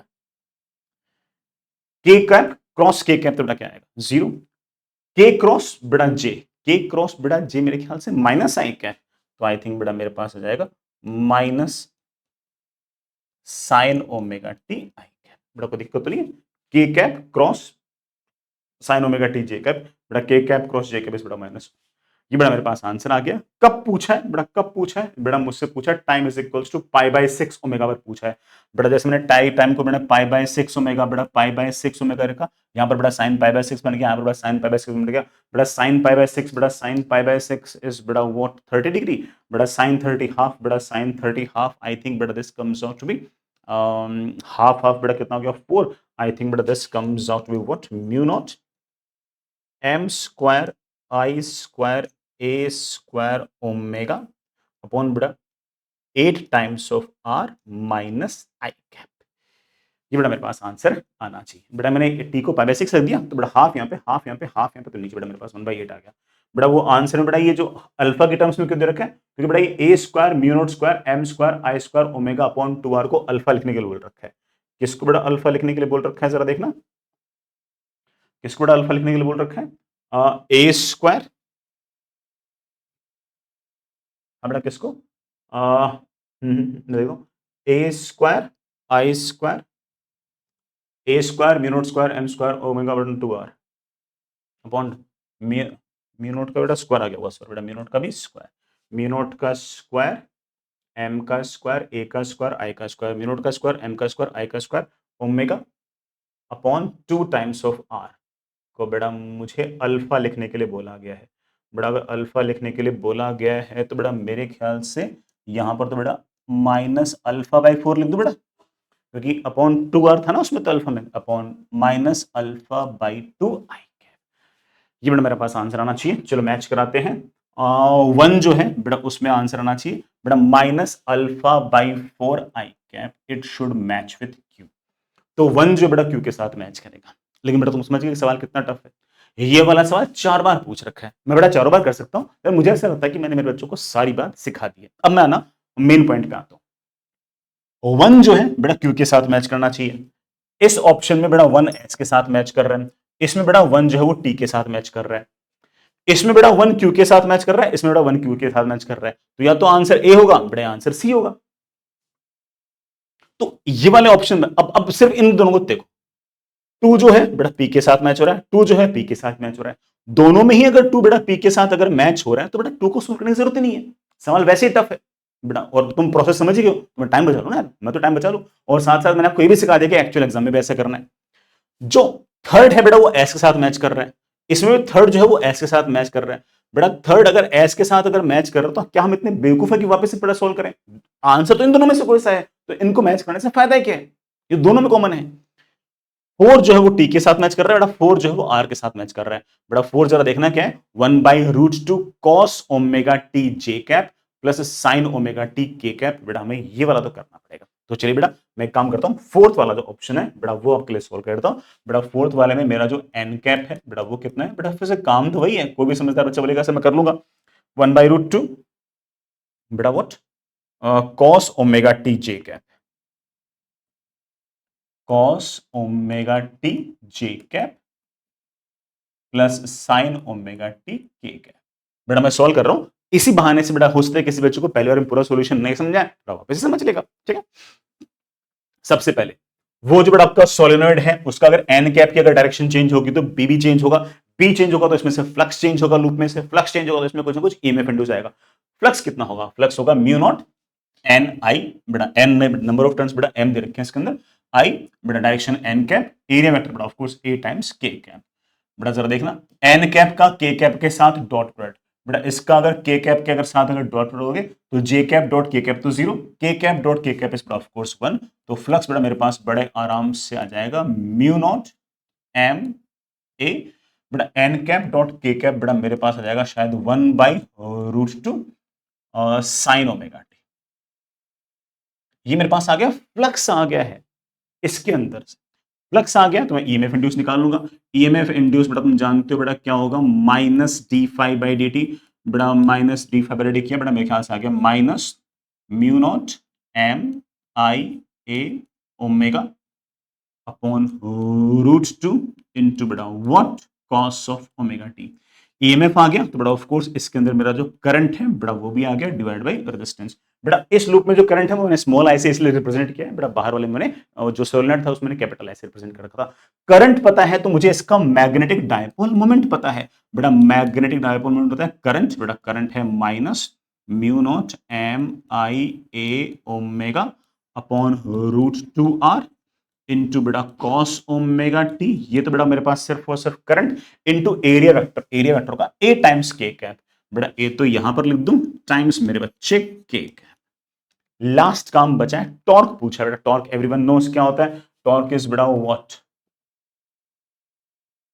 एम क्रॉस बी। एम बेटा मैं लिख चुका हूं, एम है बेटा मेरे पास minus mu naught M I A square omega upon √2r cos omega t का के कैप का cross product with magnetic field. बेटा व्हाट्स द मैग्नेटिक फील्ड, बेटा magnetic field is of course mu naught M I, ये तो बेटा magnitude है, direction के साथ डायरेक्शन बेटा एन कैप है, एन कैप इज अगेन बेटा 1/√2 इंटू बेटा what, cos omega t j cap plus sine omega T के। ये लीजिए बेटा मेरे पास है ना, क्या क्या बेटा कॉमन आ गया जरा देखना, बेटा म्यू नॉट का स्क्वायर बेटा कॉमन आ गया, एम का स्क्वायर बेटा कॉमन आ गया, आई का स्क्वायर बेटा कॉमन आ गया, ए स्क्वायर बेटा कॉमन आ गया, टू बेटा कॉमन आ गया, √2 बेटा मेरे पास 2r कॉमन आ गया। अब बेटा के कैप क्रॉस जे कैप है बेटा, के कैप क्रॉस जे कैप, बेटा के क्रॉस जे है, बेटा के क्रॉस जे तो बेटा मेरे ख्याल से के क्रॉस बेटा माइनस आई कैप होता है ना, तो minus cos square omega t i cap, बेटा सही तो लिखा ना, के कैप क्रॉस के कैप तो बेटा जीरो, के क्रॉस जे इज बेटा माइनस आई कैप, बेटा बिल्कुल परफेक्ट जैसा सही लग रहा है। तो that comes out minus mu naught का, अच्छा बेटा एक मिनट, ये जो बेटा तेरा माइनस म्यू नॉट का square m square I square A square omega upon 2r है, इसको अल्फा लिखने के लिए बोल रखा है, बेटा अल्फा लिख दिया, माइनस माइनस बेटा क्या हो गया plus cos square of pi by 6 i cap, बेटा cos square cos pi by 6 बेटा कितना होता है, कॉस पाई बाई 6 होता है √3/2, बेटा √3/2 का स्क्वायर कितना होगा 3/4 ऑफ अल्फा आई कैप, बेटा answer should B 3/4 of alpha I cap. इसका मतलब बेटा जो फोर्थ वाला होगा बेटा वो किससे मैच करेगा, बेटा फोर्थ वाला मेरे आर से मैच करना चाहिए। बेटा फोर्थ वाला आर से मैच करना चाहिए, तो आंसर शुड बी बेटा व्हाट, सी। परफेक्ट बच्चों, अगला सवाल करते हैं। नेक्स्ट इज अगेन बेटा काफी बढ़िया सवाल, अच्छा सवाल, more than one credit question है और 2019 का सवाल। एक कंडक्टिंग वायर है पैराबोलिक शेप का, y is equals to x square, is moving with velocity v naught I cap in non uniform magnetic field. और ये जो नॉन यूनिफॉर्म मैग्नेटिक फील्ड है बेटा ये y के साथ लगातार वेरी कर रही है, लेकिन ये है k कैप के अलोंग। मैं समझाता हूँ, ठीक है, मैं एक्सप्रेशन बेटा जो सवाल में लिखा है सारे समझाता हूँ, सुनो। उसका एक्सप्रेशन दे रखा है, we naught B naught L beta बेटा सारे सारे कांस्टेंट है। Delta phi is the potential difference developed between the ends of the wire. इस वायर के दोनों कॉर्नर के बीच में जो पोटेंशियल डिफरेंस है वो डेल्टा फाई है। अगर बेटा क्लोज्ड सॉरी ओपन वायर है तो जो पोटेंशियल डिफरेंस है वही ईएमएफ इंड्यूस है। तो किसकी बात कर रहे हैं, ईएमएफ इंड्यूस की बात कर रहे हैं। मैं एक बार आपको पहले सवाल समझाता हूं। मेरे पास ये वायर है बेटा, वायर की जो शेप है वो मुझे सवाल के अंदर दे रखी है।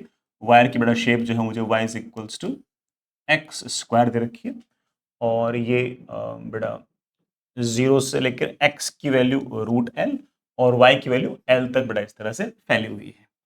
जो वायर है बेटा वो इस तरह से एक्स एक्सिस के अलोंग लगातार मूव कर रहा है, और इसकी एक्स एक्सिस के अलोंग जो वेलोसिटी है वो बेटा आपके पास v नॉट है। मेरे पास बेटा एक्सिस के अलोंग वेलोसिटी v नॉट है, ठीक। मैग्नेटिक फील्ड जो है बेटा ध्यान देना वो k कैप के अलोंग है, y के साथ वेरी कर रही है, मतलब अलग अलग y पर मैग्नेटिक फील्ड अलग अलग है, लेकिन मैग्नेटिक फील्ड है जो वो बेटा k कैप के अलोंग है। तो मैग्नेटिक फील्ड जो है वो ऐसे बेटा बोर्ड के प्लेन से ऐसे बाहर की तरफ, ऐसे ये बाहर की तरफ, ठीक है। और मैग्नेटिक फील्ड जो है बेटा उसका एक्सप्रेशन मुझे दे रखा है, मैं बेटा लिख देता हूं, b is equals to B naught 1 plus Y raise to power beta upon L raise to power beta. ये मेरे पास मैग्नेटिक फील्ड है। मुझे ईएमएफ इंड्यूस पूछा है, बड़ा आराम से निकालेंगे। ऑब्वियस बात है बेटा मैग्नेटिक फील्ड अगर वेरी कर रही है तो ईएमएफ इंड्यूस के लिए मुझे इंटीग्रेट करना पड़ेगा, तो मुझे एक छोटी सी लेंथ लेनी पड़ेगी डीएल। लेट्स से कि इस वायर के अंदर बेटा मैंने कोई छोटी सी ऐसा बहुत ही छोटी सी बेटा बिल्कुल छोटी सी लेंथ ले ली है डीएल। ध्यान सुनना बेटा, इस डीएल के दो कंपोनेंट है।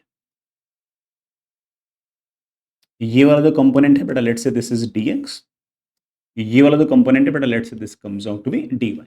अब ध्यान से सुनना, इस dl के अक्रॉस ईएमएफ इंड्यूस निकालो, चाहे dx के अलोंग ईएमएफ इंड्यूस निकालो और dy के अलोंग ईएमएफ इंड्यूस निकालो, फिर ऐड करो, बात तो एक ही है ना।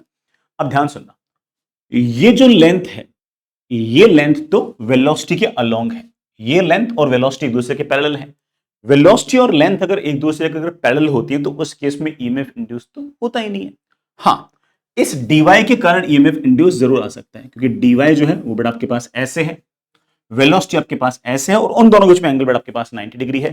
तो इस dy के कारण कोई ना कोई ईएमएफ इंड्यूस आएगा, और वो जो ईएमएफ इंड्यूस आएगा वो आपके पास होगा v, बेटा वेलोसिटी है v नॉट, b मतलब बेटा यहां पर मैग्नेटिक फील्ड, बेटा जो मैग्नेटिक फील्ड में उसके बारे में b लिख रहा हूं, मल्टीप्लाइड बाय व्हाट लेंथ, बेटा ये वाली लेंथ dy into बेटा what dy multiplied by sine of angle between v vector and l vector, बेटा that comes out to be 90। dx के कारण कोई ईएमएफ इंड्यूस नहीं है, सिर्फ और सिर्फ dy के कारण ही बेटा आपके पास ईएमएफ इंड्यूस्ड है। मैं इसको थोड़ा और बढ़िया एक्सप्रेशन से अगर लिखूंगा तो मेरे पास ईएमएफ इंड्यूस्ड की बेटा वैल्यू आ जाएगी, that is equals to v naught into बेटा b is b naught 1 plus y raise to power beta upon बेटा l raise to power beta into dy। So मुझे यहां से लेकर यहां तक पूरा ईएमएफ इंड्यूस निकालना है। बेटा ईएमएफ इंड्यूस लेकर निकालना है तो छोटे छोटे छोटे एलिमेंट्स लेते रहो, उनमें ईएमएफ इंड्यूस निकालते रहो एक तरह से। बेटा वो सारे सारे ईएमएफ आपके पास सीरीज में है, तो नेट ईएमएफ आपके पास जो आएगा वो of course summation of all the EMF आ जाएगा। बेटा वी नॉट बाहर, बी नॉट बाहर, integration of 1 plus Y raise to power beta upon बेटा l raise to power beta into d y का इंटीग्रेशन करना है, कहां से कहां तक, 0 से लेके y तक। 0 से लेकर y तक मतलब सिर्फ और सिर्फ y कोऑर्डिनेट पर ही वेरी डिपेंड कर रहा है, x पर डिपेंड ही नहीं कर रहा। ठीक है, क्या आंसर आ गया बेटा, वी नॉट ठीक है, बी नॉट ठीक है, डी वाई का इंटीग्रेशन क्या आएगा y रेज टू पावर बेटा बीटा का इंटीग्रेशन क्या आएगा, y raise to power beta plus 1 upon beta plus 1 upon बेटा l raise to power beta. ये बेटा मेरे पास ईएमएफ इंड्यूस्ड आएगा। तो चलिए सबसे पहले बेटा मुझे है ना मैं इसकी बात करूं बेटा, जो मेरे पास वायर की अगर मैं बात करूं बेटा, इसका वाई कोऑर्डिनेट बेटा देखना कहां से कहां तक वेरी कर रहा है, 0 से लेकर एल तक वेरी कर रहा है। थोड़ा वाई को मुझे एल पुट करना पड़ेगा। वाई को जैसे बेटा एल पुट किया तो मेरे पास ईएमएफ इंड्यूस की वैल्यू आ गई v naught B naught l plus बेटा l raise to power beta plus one, बेटा l raise to power beta, बेटा एल ही बच जाएगा, बेटा एल रेस टू बेटा बीटा तो कैंसिल हो गया, अपॉन बेटा बीटा प्लस वन। तो ईएमएफ इंड्यूस बेटा मेरे पास बड़े आराम से आ गई है we naught B naught l. L बेटा क्या, एल बेटा इसकी लेंथ नहीं है, एल सिर्फ और सिर्फ इसकी लेंथ का जो वाई कोऑर्डिनेट है ना, वाई डायरेक्शन जो प्रोजेक्शन है, सिर्फ और सिर्फ वही है। We naught B naught L one plus one upon one plus beta. बड़ा ऑप्शंस पढ़ते हैं।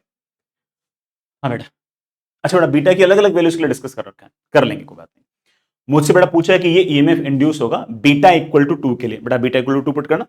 बीटा इक्वल टू जैसे बेटा 2 पुट किया, ईएमएफ इंड्यूस कितना आ गया, ईएमएफ इंड्यूस बेटा मेरे ख्याल से आ गया V naught B naught L ओ one plus one by three. बड़ा कोई दिक्कत नहीं, इसको 2 पुट कर दिया, 1 प्लस 1/3 बड़ा कितना 4/3, मेरे पास जाएगा 4 times V naught L upon 3, 4 times V naught L upon 3। बेटा A option seems correct to me, बेटा ए ऑप्शन तुम्हारा सही आ गया। लेकिन सवाल बेटा मोर देन करेक्ट क्वेश्चन है, बाकी ऑप्शन बेटा अपन को पढ़ने पड़ेंगे। Delta phi remains same if the parabolic wire is replaced by straight wire y is equals to x of length √2l। बेटा ठीक है, अगर मान लो कि मेरे पास ऐसे एक वायर जिसकी लेंथ √2l है और वायर की इक्वेशन है y is equals to x। बेटा y is equals to x अगर आपके पास इस तरह से बेटा कोई स्ट्रेट वायर है, हालांकि बेटा y is equals to x straight wire जो है ना, कुछ कुछ ऐसे नहीं होगा, ऐसा कुछ होगा। बेटा y is equals to x जो बड़ा स्ट्रेट वायर होगा, बेटा कुछ कुछ ऐसा होगा, ऐसा बेटा मेरे पास स्ट्रेट वायर है। पूछा है कि इसमें ईएमएफ इंड्यूस कितना होगा, निकाल लेंगे कितना होगा, है ना। इसमें बेटा ईएमएफ इंड्यूस कितना होगा, delta phi will remain same if the parabola wire is replaced √2l। बेटा √2l है तो बेटा ऑफ कोर्स इसकी x एक्सिस के अलोंग बेटा लेंथ कितनी आएगी l, बेटा y के अलोंग बेटा लेंथ कितनी आएगी l, क्योंकि बेटा y is equals to x है, तो this angle comes out to be 45। तो कुछ नहीं करना बेटा, बिल्कुल सेम बात है, सेम कहानी है, सेम इंटीग्रेशन है ना। एक्सप्रेशन बेटा बिल्कुल वैसा का वैसा है, मैं बिल्कुल सारा सारा काम बेटा वैसा का वैसा है, और y को बेटा क्या पुट कर देंगे, वापस से बेटा l पुट कर देंगे, तो एक्सप्रेशन आपका वापस से वही आएगा। समझ रहे हो इस बात को, कि मैं अगर मान लो कि इस वायर को अगर ले लूं तो बेटा मैंने इसमें पैराबोला को तो कोई एक्सप्रेशन यूज ही नहीं किया ना, ये जो मैंने सॉल्व किया इसमें पैराबोला की इक्वेशन कहां यूज की मैंने, तो चाहे पैराबोला हो, चाहे स्ट्रेट लाइन हो, चाहे बेटा क्यूबिक हो, कुछ भी हो, अगर y कोऑर्डिनेट अगर सेम है, y कोऑर्डिनेट अगर सेम है, या फिर बेटा जो भी आपका शेप है उसका y डायरेक्शन में अगर प्रोजेक्शन अगर सेम है, तो एक्सप्रेशन तो सबका सेम ही आएगा। तो √2 लेंथ का अगर आपके पास वायर है y is equals to x, तो उसका प्रोजेक्शन y डायरेक्शन तो सेम ही आएगा, y डायरेक्शन में उसका प्रोजेक्शन बेटा आपके पास l ही आएगा, तो एक्सप्रेशन विल रिमेन सेम। इसी तरह से मान लो y is equals to x cube हुआ, बेटा y is equals to x cube, ऐसा मान लो बेटा कोई ना कोई आपके पास लूप हुआ और उसका भी बेटा मान लो कि y कोऑर्डिनेट l हुआ, तो उसमें भी ईएमएफ इंड्यूस तो एग्जैक्टली सेम ही आएगा। तो मैंने यहां पर इसको इंटीग्रेट करते पैराबोला तो यूज ही नहीं किया ना, और अगर पैराबोला यूज नहीं किया हो तो चाहे स्ट्रेट वायर हो, चाहे बेटा पैराबोला हो, चाहे क्यूबिक हो, चाहे कुछ भी हो, अगर y कोऑर्डिनेट सबके सेम है, मतलब ऑफ कोर्स 0,0 से अगर y कोऑर्डिनेट अगर सेम है, x of course different different होंगे, तो हर केस में आपके पास ईएमएफ इंड्यूस तो सेम ही आएंगे। तो बेटा मुझे तो लग रहा है कि हमारा बी भी बिल्कुल सही है, बीटा इज इक्वल्स टू 0 हो जाएगा। तो बेटा मुझसे पूछा है कि पोटेंशियल डिफरेंस कितना हो जाएगा, बेटा बीटा को 0 पुट करना, बेटा 1 + 1, बेटा उस केस में ईएमएफ इंड्यूस बेटा मेरे ख्याल से आ जाएगा V naught B naught L into 2। बेटा यहां पर तो हाफ दे रखे, तो ऑफ कोर्स बेटा आपका सी तो गलत हो गया, ठीक है। Last, delta phi is proportional to the length of the wire projected on Y axis. बेटा सही बात है, ईएमएफ इंड्यूस जो है वो एल के डायरेक्टली प्रोपोर्शनल है। एल बेटा इस वायर की लेंथ नहीं है, एल बेटा इस वायर की लेंथ नहीं है, एल बेटा जो है वो इस वायर का वाई डायरेक्शन में प्रोजेक्शन है ना। देखना चाहिए, यहां पर देख सकते हो बेटा, जब इंटीग्रेट किया था तो एक तरह से वाई तो आया था, और क्या बेटा चला, तो वाई डायरेक्शन एक तरह से बेटा आपका प्रोजेक्शन ही तो है, ठीक है। तो आप बड़े आराम से कह सकते हो कि इट इज टोटली करेक्ट, कोई दिक्कत नहीं है। तो बेटा D option also seems fine to me, बेटा डी ऑप्शन भी हमारा बिल्कुल सही, ठीक है। तो आंसर बेटा क्या आ गया, एबीडी। बहुत ही बढ़िया सवाल, बहुत ही प्यारा सवाल। हालांकि बेटा सवाल के अंदर कॉम्प्रिहेंशन दिखने में थोड़ा सा ओवरवेलमिंग लग सकता है, लेकिन इस कॉम्प्रिहेंशन में जितनी भी इंफॉर्मेशन लिखी हुई है, मान के चलो कि उस कॉम्प्रिहेंशन की मोस्टली इंफॉर्मेशन आप लोगों ने पहले से कहीं ना कहीं से पढ़ रखी है, आपको पहले से याद भी इसमें बड़ा काफी सारी इंफॉर्मेशन है। बस ठीक है, पढ़ते पढ़ते बेटा आपको मोस्टली बातें याद भी आ जाएंगे।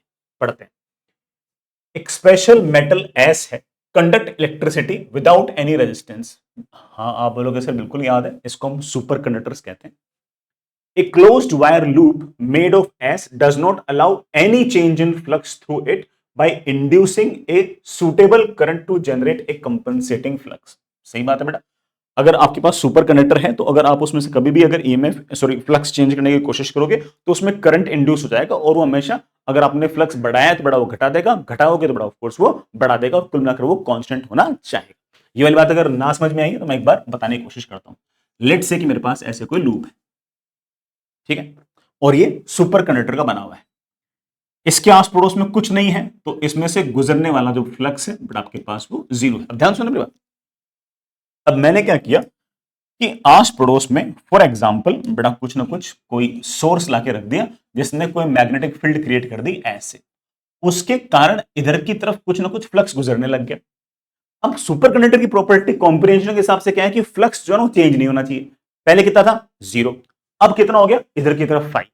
अगर इधर की तरफ 5 हो गया तो ये तो जीरो चाहेगा, और जीरो चाहने के लिए क्या करेगा? खुद मैग्नेटिक फील्ड क्रिएट करेगा ऐसे, खुद मैग्नेटिक फील्ड क्रिएट करेगा ऐसे, खुद में करंट आ जाएगा ऐसे, और खुद एक मैग्नेटिक फील्ड क्रिएट कर देगा, और इतना ही फ्लक्स 5 इधर की तरफ क्रिएट कर देगा, और ये जो करंट आई आएगा ये बड़ा ऑफ कोर्स फ्लक्स क्लियर कर देगा, और फ्लक्स को बड़े आराम से लिख सकते हैं एल इंटू आई। एल क्या है? एल बड़ा ऑफ कोर्स इस तार का या फिर बड़ा जो भी आपका है, जो सुपर कंडक्टर है उसका सेल्फ इंडक्टेंस, isn't it? और बड़ा नेट फ्लक्स बड़ा वापस से क्या हो जाएगा? जीरो हो जाएगा। ठीक है, it make sense, it make total sense, it make total sense. जो अरेंजमेंट है उसने बड़ा मैग्नेटिक फील्ड क्रिएट किया है ऐसे, बड़ा इस लूप ने बड़ा मैग्नेटिक फील्ड क्रिएट किया है ऐसे, ये जो मैग्नेटिक फील्ड होगी बड़ा ऑफ कोर्स इसको रेपेल करेगी, ये जो भी आपका अरेंजमेंट ना इसको रेपेल करेगी। जैसे मान लो कि लेट से यहां पर कोई तुमने मैग्नेट पुट कर दी ऐसे इधर की तरफ, बड़ा नॉर्थ पोल ये साउथ पोल इस तरफ, और अगर तुमने मैग्नेटिक फील्ड अगर इस तरफ क्रिएट कर दी तो बड़ा ऑफ कोर्स वो मैग्नेटिक फील्ड इस नॉर्थ पोल पर फोर्स लगाकर मैग्नेट को धक्का देगी। आप लोग से धक्का देना भी चाहिए, मैग्नेट को धक्का इसलिए देगी क्योंकि हम जानते हैं लेंज लॉ से हमेशा जो भी ईएमएफ इंड्यूस होगा वो कॉज को अपोज करता है। तो कॉज कौन है? इस मैग्नेट का यहां पर आना कॉज था इसमें ईएमएफ इंड्यूस होने के लिए, तो इस मैग्नेट को धक्का लगेगा। धक्का क्यों लगेगा? इसमें करंट आएगा, बड़ा करंट जो होगा वो इसको मैग्नेट फील्ड क्रिएट करेगा, और वो मैग्नेट फील्ड इस मैग्नेट को या बेटा जो भी आपने यहाँ पर चीज लगा रखी है उसको यहां से भगाने की कोशिश करेगा। तो सिंपल लेंज लॉ का बेसिक फंडा है। एनीवेज आगे बढ़ते हैं। The induced current in the loop cannot decay due to its zero resistance। ये अच्छी बात है बेटा, ये डिफरेंट बात है एज कंपेयर टू अवर जो हम बाकी थ्योरी पढ़ते हैं ना उसके मुकाबले। बाकी बेटा दुनिया भर के जितने भी बेटा मेटल्स होते हैं उनमें रेजिस्टेंस होता है, तो करंट डिके भी आता है। तो कुल मिलाकर ना वो ईएमएफ इंड्यूस इस तरह से करते हैं कि फ्लक्स चेंज ना हो, कोशिश करते हैं, देन अल्टीमेटली हल्का फुल्का फ्लक्स चेंज हो जाता है। देन यहाँ पर ये फ्लक्स चेंज नहीं होना देगा, ये तो कितना ही करंट प्रोड्यूस कर सकता है, क्योंकि ये तो बड़ा ऑब्वियस बात है कि इसमें तो जीरो रेजिस्टेंस है, ये तो अच्छा खासा करंट प्रोड्यूस कर सकता है। This current gives rise to magnetic moment which in turns repel the source of magnetic field and flux। बेटा इस करंट के कारण ये इसमें मैग्नेटिक डायपोल मोमेंट आएगा, ये खुद एक magnetic field magnetic dipole bar magnet की तरह बिहेव करेगा, और जो भी सोर्स होगा उसको रेपेल करेगा of course by Lenz law. Consider such loop of radius a. बेटा ऐसा लूप कंसीडर करना है जिसका रेडियस ए हो, with its centre at origin. बेटा इसका सेंटर ओरिजिन पे है। A magnetic dipole of dipole moment M. बेटा ये डायपोल मोमेंट है ऐसे, और इसका डायपोल मोमेंट मुझे स्मॉल एम दे रखा है। बेटा हम लोग क्लास के अंदर डायपोल मोमेंट को कैपिटल एम से रिप्रेजेंट करते हैं, लेकिन यहां पर बेटा डायपोल मोमेंट को स्मॉल एम से रिप्रेजेंट कर रखा है, कोई दिक्कत नहीं है। Is brought along the axis of this loop from infinity to a point R. बेटा एक बार मैग्नेट को मैं इन्फिनिटी से उठाकर धीरे धीरे धीरे धीरे बेटा यहां पर लेकर आया हूं, और बेटा ये जो आर है बेटा ए के मुकाबले बहुत बड़ा है। बेटा ठीक है ना, सारे assumptions अपने वैलिड होंगे, ठीक है। From the centre of the loop facing toward the loop as shown in the figure. The magnitude of magnetic field of a dipole M at a point on its axis is this much. ये कोई information देने वाले क्या? हमें तो पता ही है किसी भी डायपोल के कारण एक्सिस पर जो मैग्नेटिक डायपोल का फॉर्मूला होता है वो होता है 2 times mu naught upon 4 pi M vector upon R. बेटा पता है था अपन को, तो बेटा इसको सिर्फ उसने म्यू नॉट अपॉन 2 पाई लिख दिया। बेटा हमें फॉर्मूला पता था ना बताते तब भी आइडिया था अपन लोगों को। म्यू नॉट बेटा परमिबिलिटी है, ठीक है। The magnitude of the force between two magnetic dipoles with moment m1 m2 separated by distance r on the common axis with their north pole facing toward each other is k m1 m2 upon r raised to power 4। बहुत ही अच्छी information और अच्छी बात है कि उन्होंने हमें दे दिया। अगर ना दिया होता तब भी बेटा मैंने आपको क्लास में बता रखा है, और जेई ने भी बेटा ये वाला सवाल पहले ही पूछ रखा है। अगर आपके पास कोई 2 बार मैग्नेट अगर इस तरीके से पड़े हैं, एक का डायपोलमेंट m1 है, एक का डायपोलमेंट m2 है, दोनों के बीच में सेपरेशन अगर आपके पास r है, तो दोनों बेटा एक दूसरे को ऐसे रेपेल करेंगे, और जिस फोर्स से रेपेल करेंगे बेटा उसका फॉर्मूला मुझे दे रखा है। बेटा उसका फॉर्मूला मुझे दे रखा है, mu naught upon 4 pi m1 m2 upon r raise to power 4। बस बेटा इतना इतना अंतर कर दिया कि मैंने म्यू नॉट अपॉन 4 पाई जो एक्चुअल में होता है वो लिख दिया, और इन्होंने बेटा म्यू नॉट अपॉन 4 पाई की जगह के लिख दिया। अगर किसी बच्चे को ये वाला याद नहीं आ रहा तो सेम थ्योरी मैंने इलेक्ट्रोस्टैटिक्स में भी आपको सिखाई थी कि एक डायपोल P1 है, एक डायपोल P2 है, दोनों ऐसे एक दूसरे की एक्सिस पर पड़े हैं तो दोनों एक दूसरे पर इलेक्ट्रोस्टैटिक फोर्स लगाएंगे, और उसका फॉर्मूला होता है K P1 P2 upon R raise to power 4।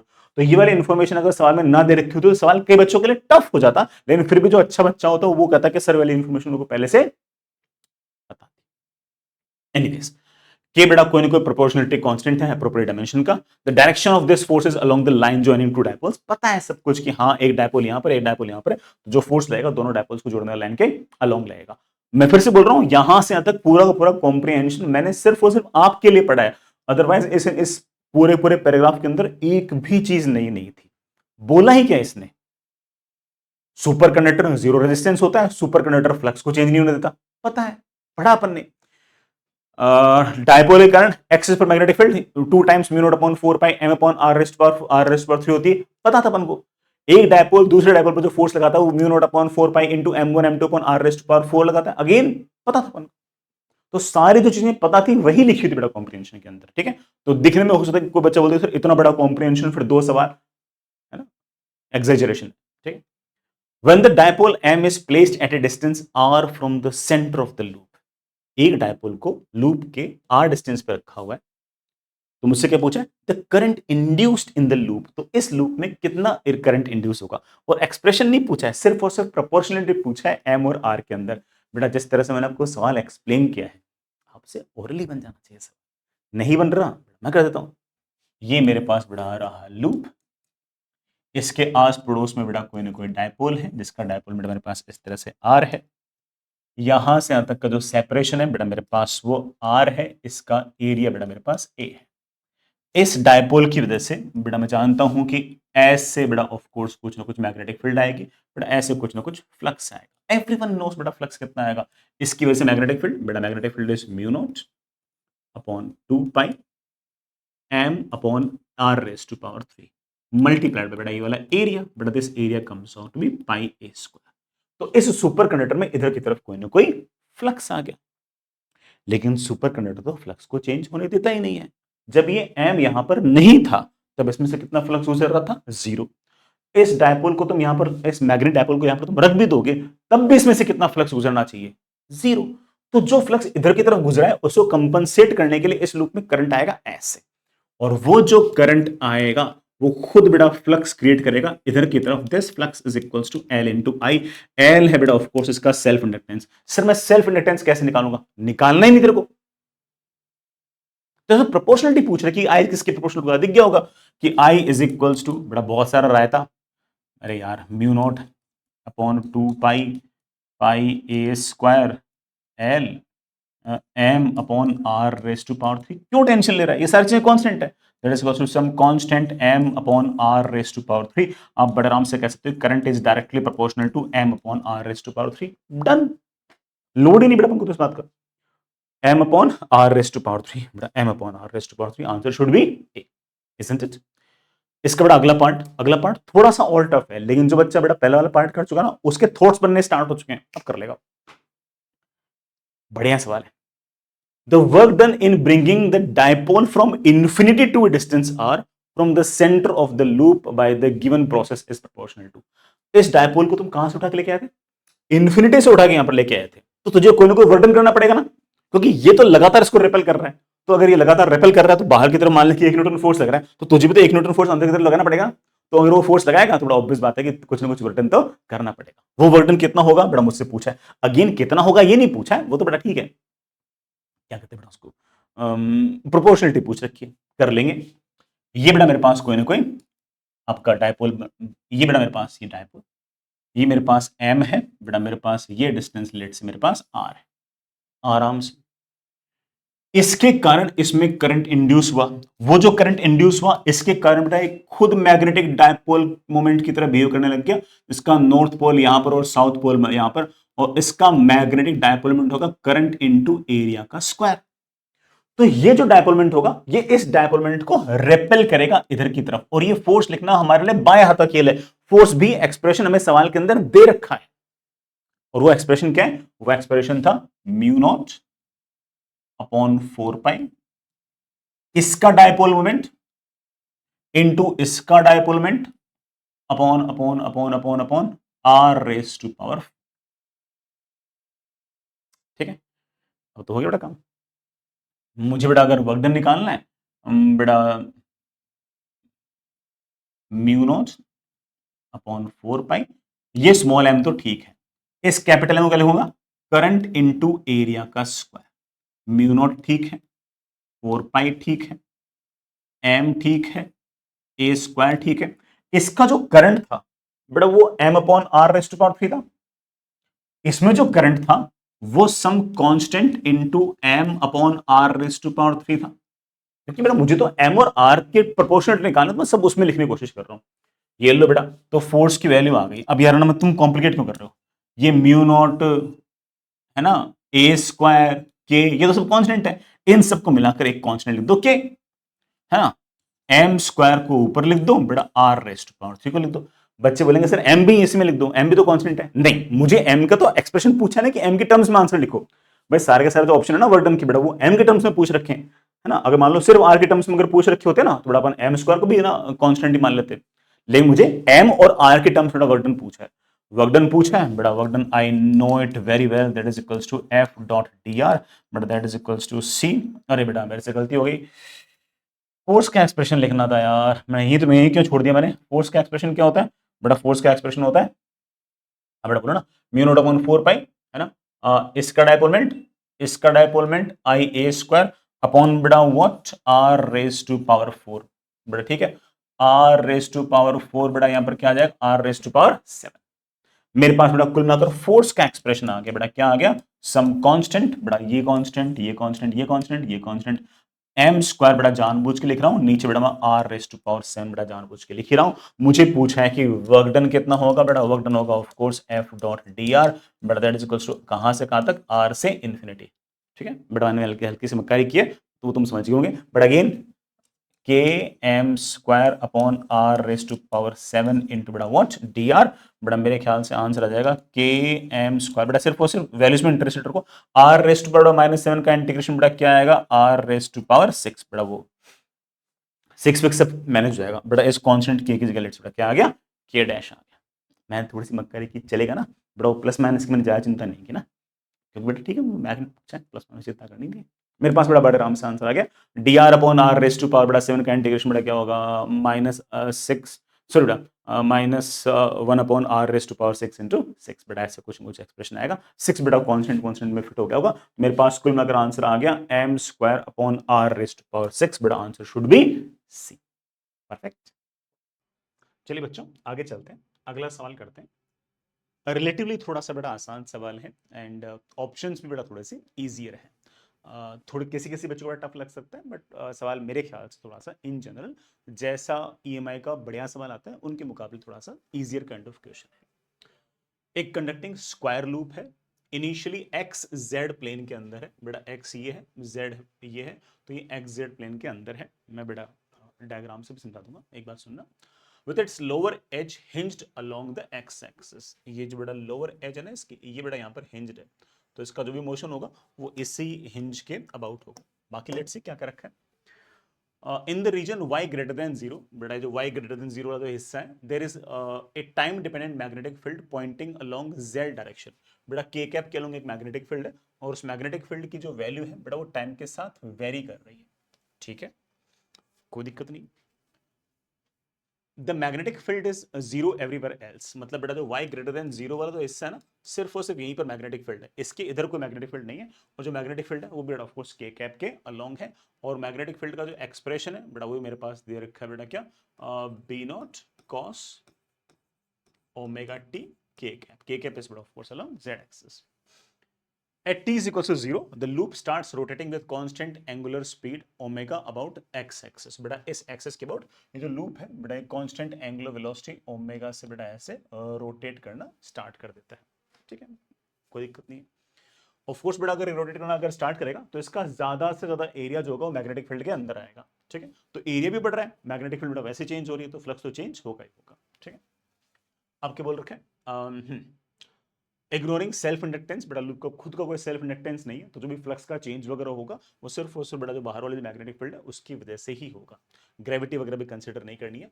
Which of the following plot correctly represents the induced EMF in the loop as a function of time, time के साथ बेटा है ना किस तरीके से जो ईएमएफ इंड्यूस होगा वो मुझे निकालना है। तो ऑफ कोर्स बेटा दिमाग में थॉट क्या आएगा कि यार अपन तो फैराडेज लॉ लगाते हैं, EMF induce equals to mod of delta phi upon delta t, बेटा D phi upon d t, हम तो सिर्फ और सिर्फ फ्लक्स लिखना है, लिख देंगे फ्लक्स, कोई खास दिक्कत नहीं।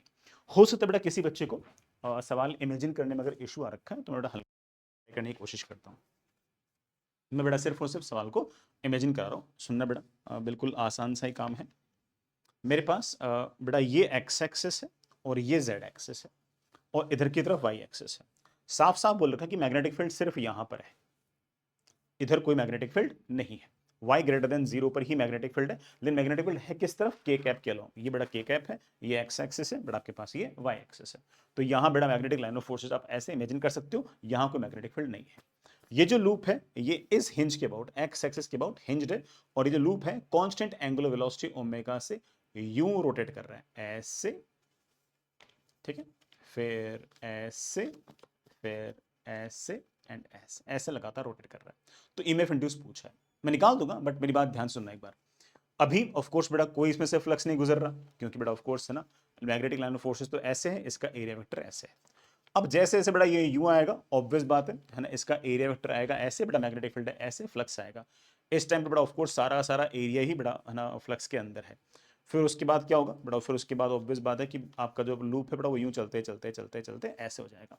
तो यहां से लेकर यहां तक इसने जो पाई एंगल ट्रेवल किया है, इस पाई एंगल के अंदर ही मैग्नेटिक फील्ड के अंदर था, इसमें से कोई ना कोई फ्लक्स गुजर रहा था, वो फ्लक्स टाइम के साथ चेंज हो रहा था, उसका टाइम डेरिवेटिव मेरे पास ईएमएफ इंड्यूस आ जाएगा। अब ध्यान से सुनना, इस पाई एंगल चलने के बाद जो अगला पाई एंगल चल रहा है, जब ये लूप इस जेड इस एक्स एक्सिस के अबाउट यू रोटेट कर रहा है, यहां पर तो बड़ा फ्लक्स है ही नहीं, फ्लक्स तो y ग्रेटर देन 0 पे था, यहां तो फ्लक्स है ही नहीं, यहां तो मैग्नेटिक फील्ड है ही नहीं, अभी भी मैग्नेटिक फील्ड नहीं है, अभी भी मैग्नेटिक फील्ड नहीं है, अभी भी मैग्नेटिक फील्ड नहीं है, अभी भी मैग्नेटिक फील्ड नहीं है, अभी भी मैग्नेटिक फील्ड नहीं है। अब ये मैग्नेटिक फील्ड के अंदर एंटर ही नहीं किया, अब मैग्नेटिक फील्ड के अंदर एंटर कर रहा है, मेरी बात समझ रहे हो। तो इसका मतलब मैं कहना चाह रहा हूं कि टाइम टी सॉरी एंगल 0 से लेकर π/2, π/2 से लेकर पाई, इस पहले पाई एंगल के अंदर तो ये मैग्नेटिक फील्ड के अंदर था, लेकिन पाई से लेकर ये जो 2π/2 तक जो था, तब तो बड़ा मैग्नेटिक फील्ड के अंदर ही नहीं है। तो इसका मतलब पाई से लेकर 2π वाला जो रीजन था उस टाइम पर पूरे टाइम फ्लक्स आपका जीरो था, पास होने वाला फ्लक्स, और फ्लक्स अगर पूरे टाइम अगर जीरो था तो उसका डेरिवेटिव भी जीरो आएगा, तो ईएमएफ इंड्यूस आपका जीरो आएगा। तो मैं सिर्फ और सिर्फ ये कहना चाह रहा हूं कि जब तक आपका लूप जीरो से लेकर पाई एंगल तक ट्रेवल कर रहा है तब तक उसमें से ऑफ कोर्स फ्लक्स है, लेकिन जब वो एंगल ट्रेवल्ड आपका पाई से लेकर 2π होता है बेटा, तब आपका फ्लक्स जीरो रहता है, और बड़ा जीरो पूरे टाइम कांस्टेंट है। तो बड़े आराम से कह सकता हूं कि पाई से लेकर 2π तक जो ईएमएफ इंड्यूस आएगा बेटा, जीरो का डेरिवेटिव, जीरो पूरे टाइम कांस्टेंट है, उसका derivative of course will be zero. तो जीरो से लेकर π/ω तक एंगल हो गया बेटा, this angle can written as of course बेटा ओमेगा इनटू टी। तो इसका मतलब टाइम जब जीरो से लेकर π/ω तक है तब तक तो बेटा उसके अंदर ईएमएफ इंड्यूस होगा, लेकिन जब आपका टाइम जो है बड़ा वो π/ω से लेके 2π/ω तक है तब तक कोई ईएमएफ इंड्यूस नहीं होगा। तो सबसे इंपॉर्टेंट चीज बड़ा मुझे क्या पता लगी, मुझे ये पता लगी कि टाइम की जो वैल्यू है वो जब π/ω से लेकर 2π/ω तक वेरी करेगी तब आपके पास EMF induce will be zero, and the reason is कि बेटा उस टाइम पर फ्लक्स जो है ना वो जीरो है, और ऑफ कोर्स बेटा वो कांस्टेंट भी है। ये आंसर नहीं हो सकता, ये आंसर नहीं हो सकता बेटा, इसके अंदर तो है ना पूरे टाइम ही बेटा कोई ना कोई ईएमएफ इंड्यूस दिखाई रखा है बेटा। π/ω से लेकर 2π/ω तक कोई ईएमएफ इंड्यूस नहीं है, π/ω से लेकर 2π/ω तक कोई ईएमएफ इंड्यूस नहीं है। तो आंसर या तो बेटा आपका ए है या आंसर आपका डी है। ए और डी में से कौन सा सही होगा ये पता करने के लिए ऑफ कोर्स मुझे वो जीरो से लेकर पाई तक जो एंगल ट्रेवल्ड है ना, या फिर टाइम की वैल्यू अगर बात करें तो जीरो से लेकर π/ω तक का जो टाइम है उस टाइम के अंदर क्या हुआ है वो मुझे देखना है। और दोनों बेसिक अंतर क्या है बेटा, बेसिक अंतर तो यही है कि इसमें ईएमएफ इंड्यूस जो है ना बड़ा नॉन जीरो से स्टार्ट हो रहा है, मैक्सिमा से स्टार्ट हो रहा है, और यहाँ पर जो ईएमएफ है बड़ा आपको जीरो से स्टार्ट हो रहा है, यही अंतर है। वो बेटा ठीक है, वो तो अपन बड़ा आराम से मैनेज कर लेंगे। अब ध्यान से सुनना, मैग्नेटिक फील्ड जो है बेटा वो मेरे पास ऐसे जेड एक्सिस के अलोंग है, ठीक है। लूप बेटा मेरे पास ऐसे है, तो लूप मेरे पास ऐसे है, तो एरिया वेक्टर बेटा उसके परपेंडिकुलर ऐसे है, ठीक है। टी टाइम में बेटा वो आपका लूप चलते चलते चलते चलते चलते कुछ ना कुछ ऐसे चलेगा। मैंने ऐसे मान लिया कि आपका जो लूप है ना बेटा वो कुछ कुछ ऐसे ट्रेवल कर लिया। लूप बेटा पहले ऐसे था, अब बेटा वो यूं ट्रेवल करते करते करते करते करते करते ऐसे चल गया, ठीक है। लूप का जो एरिया वेक्टर होगा बेटा it will be of course like this. ये अगर लूप ऐसे है तो बेटा उसका एरिया वेक्टर बेटा ऑफ कोर्स उसके परपेंडिकुलर डायरेक्शन के अंदर होगा। लूप ने कितना एंगल ट्रेवल किया बेटा, लूप ने टी टाइम में बेटा ऑफ कोर्स एंगल ट्रेवल किया है omega into T, isn't it. ये बेटा आपका मैग्नेटिक फील्ड है, ये बेटा आपका एरिया वेक्टर है। इन दोनों के बीच में ये वाला जो एंगल है बेटा this is of course 90 minus omega t. Flux जो होगा बेटा वो कितना होगा, मैग्नेटिक फील्ड बेटा मैग्नेटिक फील्ड मुझे साफ साफ दे रखा है B naught cos omega t into area vector, बेटा एरिया वेक्टर होगा इसका एरिया, ठीक है, multiplied by cos of angle between magnetic field and area vector, बेटा that is of course 90 minus omega t. I think beta that comes out to be b naught a into beta what cos omega t sin omega t। हालांकि बेटा मैं इसको भी लिख सकता हूं that is equals to B naught a upon 2 into बेटा what sine 2 omega t. Sir मुझे तो ईएमएफ इंड्यूस चाहिए बेटा, अगर आपको ईएमएफ इंड्यूस चाहिए बेटा we know it very well, EMF induced will बेटा what mod of d phi by D t. बेटा प्लस माइनस तो मुझे है ना इसमें इतना इंटरेस्ट है नहीं बेटा, पता नहीं कौन सी ईएमएफ को प्लस मान रखा है कौन से को माइनस मान रखा है, तो मैं मोड ले लेता हूँ। प्लस माइनस बेटा वैसे चिंता नहीं करनी बेटा, मुझे तो चिंता इस बात की करनी है कि T is equal to zero पर ईएमएफ इंड्यूस जीरो है या मैक्सिमम है, सिर्फ तो चेक करना है, वो तो पता लग जाएगा। जैसे इसको डिफरेंशिएट किया बेटा मेरे ख्याल से बड़े आराम से आ गया बी नॉट ए अपॉन 2 बेटा साइन 2 ओमेगा टी का डिफरेंशिएशन होगा 2 ओमेगा इनटू बेटा कॉस ऑफ 2 ओमेगा टी। ये ले बेटा ग्राफ जो होगा वो काफी हद तक बेटा कॉस 2 ओमेगा टी जैसा ग्राफ बनेगा। हालांकि बेटा मैं ग्राफ में बहुत ज्यादा बातें मैं नहीं बोलना चाहता हूँ, मेरे को जरूरत ही नहीं है, मेरे को जरूरत इसलिए नहीं है कि जैसे time T is equal to zero put कर रहा हूँ वैसे ही ईएमएफ की वैल्यू बेटा ये तो 1 हो जाएगा। ईएमएफ की जो वैल्यू है बेटा मेरे पास बी नॉट ए ओमेगा आ रही है, of course this is the maxima, amplitude के बराबर ही तो आ रही है। इसके लिए T is equal to zero पर ईएमएफ इंड्यूस जो है बेटा वो आपका मैक्सिमा है ना कि जीरो है, तो answer comes out to be a. को बेटा अगर माना EMF is equal to minus del phi by del t निकला चाहिए बेटा वो भी लिख सकता है बेटा, फिर वो माइनस भी बोल सकता है कि हाँ सर माइनस आ गया। बेटा मेरे को प्लस माइनस में इंटरेस्ट क्यों नहीं था, क्योंकि मुझे पता था कि T is equal to zero पर ईएमएफ या तो जीरो है या नॉन जीरो है, मुझे तो सिर्फ यही चेक करना था। बेटा बाकी अगर आप और ग्राफ को बेटर तरीके से खुद बनाना चाहो बेटा बना सकते हो। T is equal to zero से लेकर अगर आप पाई बाई ओमेगा तक अगर वेरी कराओगे तो ये अंदर वाला जो एंगल है बेटा ये जीरो से लेकर 2 पाई तक वेरी करेगा, इसका मतलब कॉस का पूरा ग्राफ बन जाएगा, कॉस का पूरा ग्राफ बन जाएगा जीरो से लेके 2 पाई तक। बेटा चेक कर लो कॉस का बेटा पूरा ग्राफ बन गया है जीरो से लेके 2 पाई तक, बस ये नेगेटिव में बस इतना सा फर्क है बेटा, बाकी आपकी कहानी बिल्कुल सही है। तो answer comes out to be A.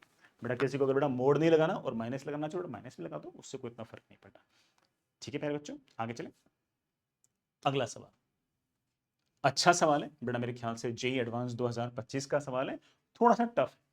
Tough इसलिए नहीं कि कोई कोई बहुत ही ऐसे हाई फाई कॉन्सेप्ट्स हैं, जो कॉन्सेप्ट्स हमने क्लास में पढ़ रखे हैं जो सुन रखे हैं बेटा वही है, लेकिन सवाल more than one correct question है और उसमें सारी बातें पूछ रखी है ना, बहुत सारी बातें पूछ रखी हैं। तो इस तरह के सवाल में सब कुछ पता होने के बावजूद भी समय लगता है, टाइम लगता ही है। एक कंडक्टिंग स्क्वायर लूप है बेटा जिसके साइड आपके पास बेटा एल है, मास बेटा इसका m है, रेजिस्टेंस बेटा इसका r है, is moving in x Y plane, बेटा ये एक्स एक्सिस है वाई एक्सिस है, एक्स वाई प्लेन के अंदर बेटा ये मूव कर रहा है, ठीक है। इसकी एज जो है बेटा वो एक्स और वाई एक्सिस के पैरेलल है, ये वाली लाइन और ये वाली लाइन एक्स के पैरेलल है बेटा, ये वाली और ये वाली आपकी वाई एक्सिस के पैरेलल है, दिख रहा है। The region y greater than zero has uniform magnetic field B naught k cap, बेटा यहां पर कोई मैग्नेटिक फील्ड नहीं है, y ग्रेटर देन जीरो पर बेटा मैग्नेटिक फील्ड है ऊपर की तरफ z एक्सिस के along, the magnetic field is zero everywhere else, ठीक है। t is equals to zero पर the loop starts to enter the magnetic field with initial velocity v naught j cap, बेटा y axis के along इसके पास कुछ ना कुछ velocity है बेटा, लेट से v naught, ये हर टाइम बेटा कांस्टेंट नहीं रहेगी, चेंज होगी, ये शुरुआत की वेलोसिटी है बेटा, v naught वेलोसिटी देख के इसको अपन ने छोड़ दिया। हालांकि ऐसा डायग्राम देख के आपको लग रहा होगा कि इस तरह के सवाल की डिफरेंशियल इक्वेशंस अपने क्लास के अंदर बना रखी है, वही है सवाल है ना, और उसमें बेटा हमने velocity as a function of time, velocity as a function of positions निकाल रहे थे, वही है, बस बेटा थोड़ा सा भाषा अच्छी यूज कर रखी है, तो दिक्कत है। कैलकुलेशन आसान करने के लिए बेटा बी नोट का square L square upon R M को के बोल रखा है, ठीक है बेटा, ग्रेविटी वगैरह कंसिडर करनी है नहीं। बेटा कुछ ऑप्शंस दे रखे हैं मोर देन करेक्ट क्वेश्चंस में। बेटा मुझे ऑप्शंस पढ़ना बड़ा पसंद है, मैं एक बार ऑप्शंस पढ़ लेता हूं। अगर वी नॉट की वैल्यू 1.5 KL हुई, the loop will stop before it enters completely inside the region of magnetic field। ये पूरा का पूरा लूप एंटर करेगा, उससे पहले ये रुक जाएगा। ठीक है, इसका मतलब मुझे ए ऑप्शन में वेलोसिटी वर्सेस एक्स की इक्वेशन ट्रेवल करनी है, सॉरी सोचनी है। वी वर्सेस एक्स, एक्स मतलब उसका डिस्प्लेसमेंट, मुझे वी वर्सेस एक्स सोचना है। ठीक है, when the completely loop is sorry बेटा बी ऑप्शन पढ़ रहा हूं, when the complete loop is inside the region of magnetic field the net force acting on the loop is zero। बेटा ये तो सही हो गया, ये तो पक्की बात है कि आपने भी सोच लिया होगा। ठीक है, मैं बिल्कुल भी इस इंटेंशन से नहीं था कि मैं ना पढ़ते पढ़ते सॉल्व कर दूंगा, लेकिन ये बी ऑप्शन देख के पता लग गया कि हाँ यार तो सही है। जब ये सारा का सारा लूप मैग्नेटिक फील्ड के अंदर इस तरीके से एंटर कर जाएगा, तब तो बड़ा ऑब्वियस बात है कि इसके अंदर से गुजरने वाला तो फ्लक्स बड़ा कांस्टेंट रहेगा। जब वो एंटर कर रहा था ना, तब बड़ा ऑब्वियस बात है कि कुछ हिस्सा बड़ा इसका मैग्नेटिक फील्ड के बाहर था, कुछ हिस्सा अंदर था। जैसे जैसे हिस्सा अंदर आ रहा था, मैग्नेटिक फील्ड के अंदर वाला हिस्सा लगातार बढ़ता जा रहा था, वो एरिया लगातार बढ़ता जा रहा था, तो फ्लक्स लगातार उसमें से गुजरने वाला बढ़ता जा रहा था, तो बड़ा ऑफकोर्स ईएमएफ इंड्यूस था। इसको मोशनल से भी समझा सकते थे कि ये जो हिस्सा जो अंदर एंटर कर रहा है इसमें मोशनल ईएमएफ है, इन तीनों के अंदर है नहीं। लेकिन जैसे ही बड़ा ये सारा सारा रीजन अंदर एंटर कर गया, तो चाहे लूप बड़ा यहां पर हो चाहे यहां पर हो, फ्लक्स बड़ा दोनों केस में सेम ही होगा, तो ईएमएफ इंड्यूस नहीं होगा। मोशनल से भी समझ सकते हो, ये वाली लेंथ और ये वाली लेंथ में तो ईएमएफ इंड्यूस इसलिए नहीं होगा क्योंकि बेटा वेलोसिटी भी इधर की तरफ, लेंथ भी इस तरफ, वेलोसिटी भी इस तरफ, लेंथ भी इस तरफ। ये वाले हिस्से में और ये वाले हिस्से में मोशनल ईएमएफ होगा तो सही, लेकिन इसका वीबीएल बेटा अगर ऐसे होगा, ये वाला हायर पोटेंशियल इधर, लोअर पोटेंशियल इधर, तो इसमें भी बेटा हायर पोटेंशियल इधर, लोअर पोटेंशियल इधर, तो जितना ईएमएफ क्लॉकवाइज बेटा उतना ईएमएफ आपका एंटी क्लॉकवाइज। तो और इस कारण से आपके पास जो बड़ा ईएमएफ इंड्यूस होगा बड़ा वो आपका वो जीरो होगा। और अगर ईएमएफ इंड्यूस जीरो होगा तो तार में कोई करंट नहीं होगा, और तार में अगर करंट नहीं होगा तो बड़ा ऑफ कोर्स जो आईएलबी वाला आपका जो मैग्नेटिक फोर्स लग रहा होता है लूप पे बड़ा वो भी आपका नहीं होगा। तो बी तो बड़ा ऑब्वियस बात है कि सही है कि जैसे लूप अंदर एंटर कर गया ना बड़ा, उसके बाद मैं लिख भी देता हूं, उसके बाद ईएमएफ इंड्यूस्ड जीरो, तो बड़ा करंट भी आपका जीरो, तो जो मैग्नेटिक फोर्स आपका आई एल बी लगता है बेटा वो भी आपका जीरो है। कोई इंटेंशन बेटा बी ऑप्शन सॉल्व करने की नहीं थी, लेकिन इतना आसान ऑप्शन आ गया तो मैंने सोचा उसको पहले कर देता। अगला सवाल बेटा वी नॉट की वैल्यू मतलब जो इनिशियल वेलोसिटी है उसकी वैल्यू अगर के एल अपॉन 10 दे रखा है, the loop comes to rest at, बेटा कितने टाइम बाद लूप जो है वो इस टाइम पर रेस्ट पे आ जाएगा। हालांकि कोई भी अगर बहुत ही अच्छा बच्चा होगा ना, वो बोलेगा कि सर इस तरह के सवाल मैंने क्लास में कर रखे हैं है ना सर, इसमें आप एक न्यूटन्स लॉ की इक्वेशन लगाते हो और बाकी मोशनल इमेज वगैरह की इक्वेशंस लगाते हो, और सर इसमें वेलोसिटी कुछ कुछ ऐसे आती है v is equals to v naught minus k into t. हो सकता है किसी बच्चे को अगर हल्का फुल्का याद हो तो वो देख के बोल देगा कि सर इसमें velocity v is equals to v naught e raise to power minus k t type अगर आती है तो ये बताती है कि वेलोसिटी कभी भी जीरो नहीं होगी, क्योंकि वो वेलोसिटी लगातार एक्सपोनेंशियली डिक्रीज हो रही है, और अगर वेलोसिटी कभी भी जीरो नहीं होगी इसका कभी भी रेस्ट पे नहीं आएगा। तो वो देखते बोल सकता है कि सी ऑप्शन तो हमारा गलत ही होगा। बट ठीक है, हो सकता है किसी बच्चे को ना याद हो तो मैं थोड़ा सॉल्व करूंगा, you need not to worry. हो सकता है किसी बच्चे को ना याद हो, मैंने क्लासेस में बड़ा इस तरह के सवाल करा रखे हैं। वी नॉट की वैल्यू अगर 3 KL हुई, the complete loop enters the region of the magnetic field at time this much. सारा सारा जो लूप है बेटा वो कब एंटर करेगा मुझसे ये पूछ रखा है। चलिए बेटा मैं एक काम कर रहा हूं, ऊपर से टॉप व्यू से देख रहा हूं, जेड एक्सेस से बेटा मैं इसको देख रहा हूं।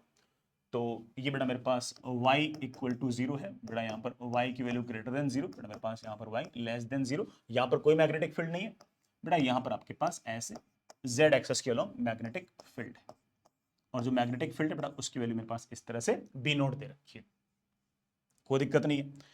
ये लूप जो है बेटा चलते चलते चलते बेटा लेट से ऐसे आगे पहुंचा, बेटा गौर करना टाइम हो चुका है बेटा लेट से टी, और जो लूप है बेटा वो सामने की तरफ एक्स डिस्टेंस ट्रेवल कर चुका है बेटा, मुझे एक्स वगैरह में इंटरेस्ट है इसलिए बेटा जानबूझ के एक्स बोल रहा हूँ बेटा, बाकी टोटल लेंथ जो है बेटा मेरे ख्याल से आपके पास वो एल है। ठीक है, इस टाइम पर बेटा मैं मान लेता हूं कि इस लूप के पास वेलोसिटी जो है अब वो v है बेटा, ध्यान देना ये जो लेंथ है इसमें वेलोसिटी इस तरफ लेंथ भी इस तरफ, कोई मोशनल ईएमएफ नहीं है, वेलोसिटी इस तरफ लेंथ भी इस तरफ बेटा कोई मोशनल ईएमएफ नहीं है बेटा। ये वाले रोड की अगर बात करें तो बेटा ये मैग्नेटिक फील्ड के बाहर है, इसमें कोई मोशनल ईएमएफ नहीं है, लेकिन ये जो हिस्सा है बेटा इसमें मोशनल ईएमएफ है। वेलोसिटी ऐसे, मैग्नेटिक फील्ड ऐसे, v क्रॉस b बेटा, इसका मतलब ऑब्वियस बात है कि जो मोशनल ईएमएफ आएगा वो कुछ कुछ इस तरह से आएगा, हायर पोटेंशियल नीचे, लोअर पोटेंशियल ऊपर, और ईएमएफ की वैल्यू आएगी v into B into L. उसके कारण बेटा पूरे के पूरे तार में ऐसे कुछ ना कुछ करंट आएगा। इस करंट को हम बड़े आराम से निकाल सकते हैं। करंट की वैल्यू ऑफ कोर्स बड़ा मेरे पास होगी वी बी एल अपॉन पूरे तार का रेजिस्टेंस। बेटा पूरे तार का रेजिस्टेंस मुझे सवाल के अंदर आर दे रखा है, ठीक है। अब देखो ये एल वेक्टर है, बड़ा ये बी वेक्टर है। जैसे ये वाला इससे तो बड़ा ठीक है, मैग्नेटिक फील्ड के लेट से बाहर है, लेकिन ये वाला इससे बड़ा मैग्नेटिक फील्ड के अंदर है। एल वेक्टर ऐसे, बी वेक्टर ऐसे, एल क्रॉस बी, बड़ा इस पर फोर्स आएगा कुछ ना कुछ नीचे की तरफ।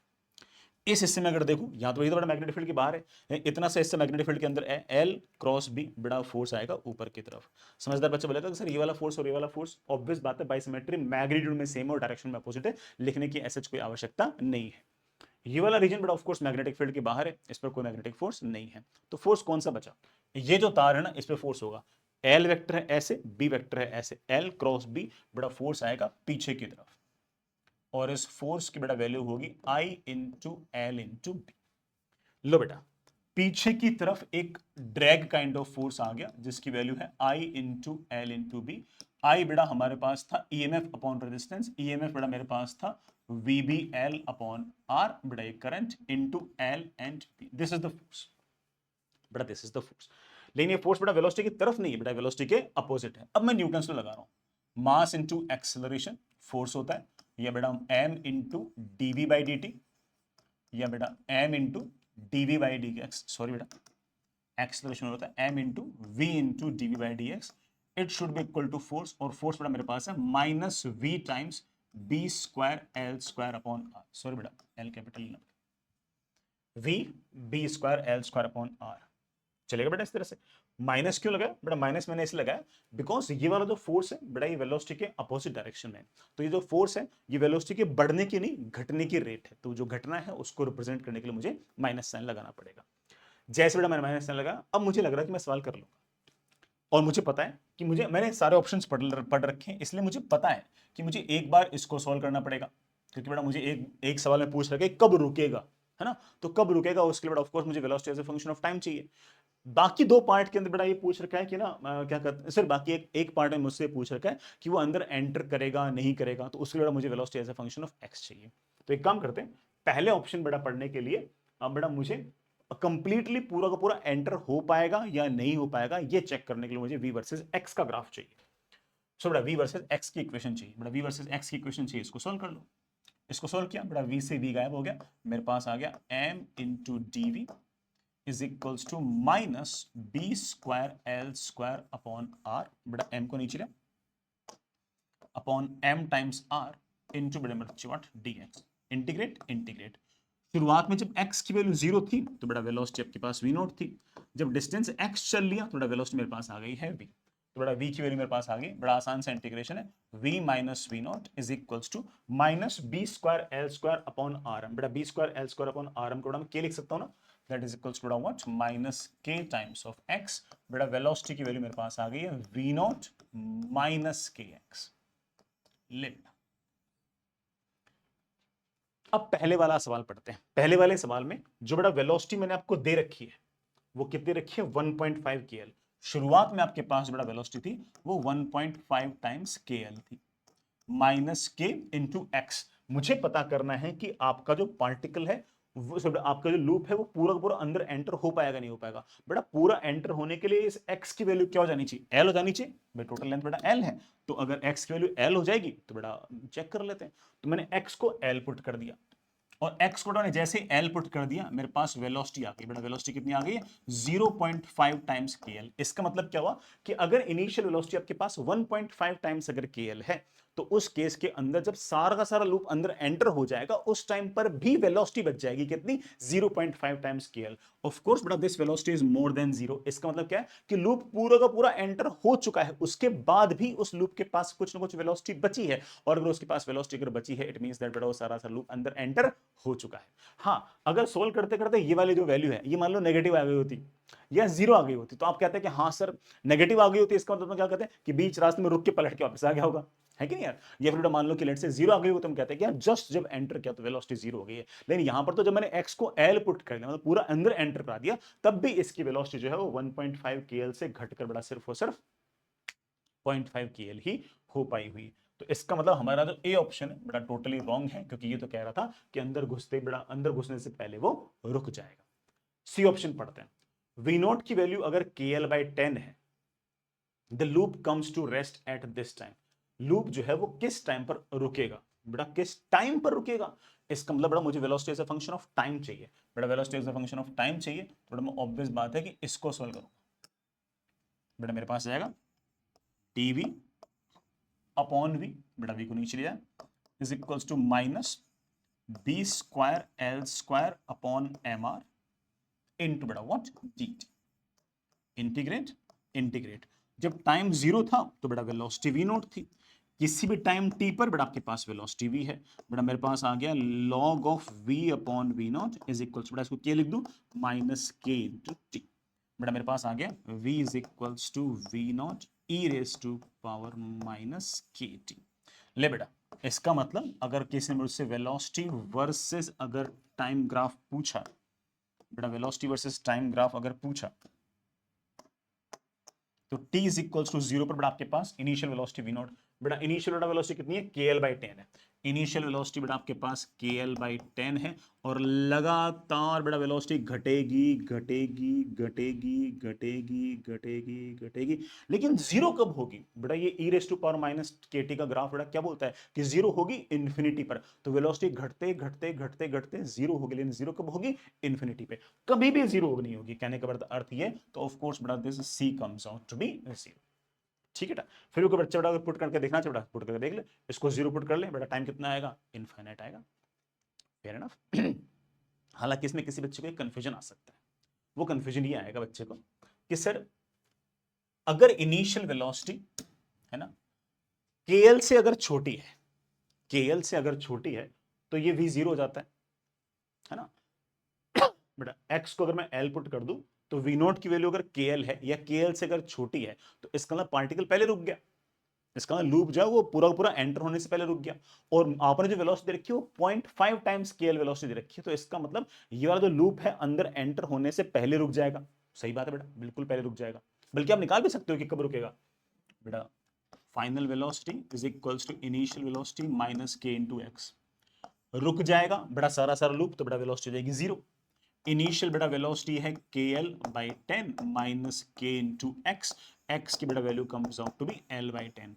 इसका मतलब अगर आपके पास इनिशियल वेलोसिटी अगर KL/10 है तो आपका लूप जब L/10 डिस्टेंस जाएगा तब जाके वो रुक जाएगा। तो इससे बच्चा क्या सोचता है, इससे बच्चा ये सोचता है कि सर इसका मतलब रुक तो रहा है सर, आप बोल रहे हो कि सर नहीं रुक रहा।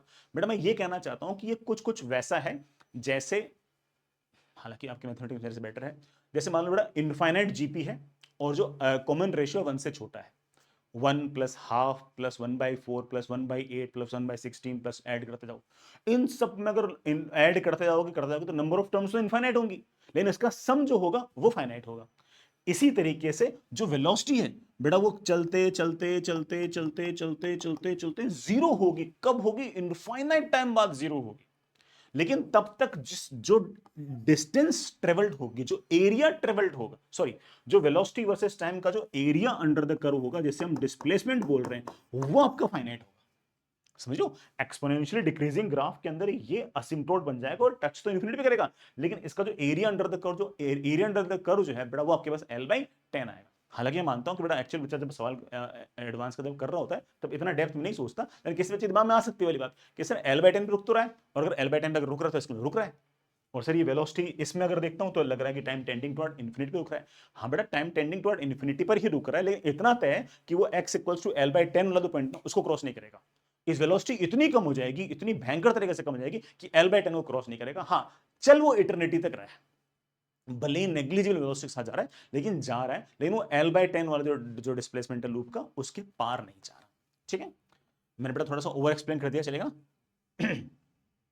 ठीक है मेरे बच्चे, लास्ट वाला सवाल, अगर V नोट की वैल्यू 3KL हुई, the loop enters completely inside the region of the magnetic field. बेटा सही बात है, अगर वेलोसिटी अगर आपकी KL से अगर ज्यादा है, बेटा वेलोसिटी अगर आपकी इनिशियल बेटा वेलोसिटी अगर आपकी KL से अगर ज्यादा है तो एंटर तो करेगा करेगा, और अगर एंटर पूरा का पूरा बेटा करेगा करेगा, मुझसे क्या पूछ रखा है, एंटर करेगा तो बताओ किस टाइम पर एंटर करेगा। ये सवाल थोड़ा सा बेटा अच्छा हो गया, मैं बेटा करने की कोशिश करता हूं, आपको बेटा मेरे ख्याल से पूरा सोल्यूशन पसंद आएगा।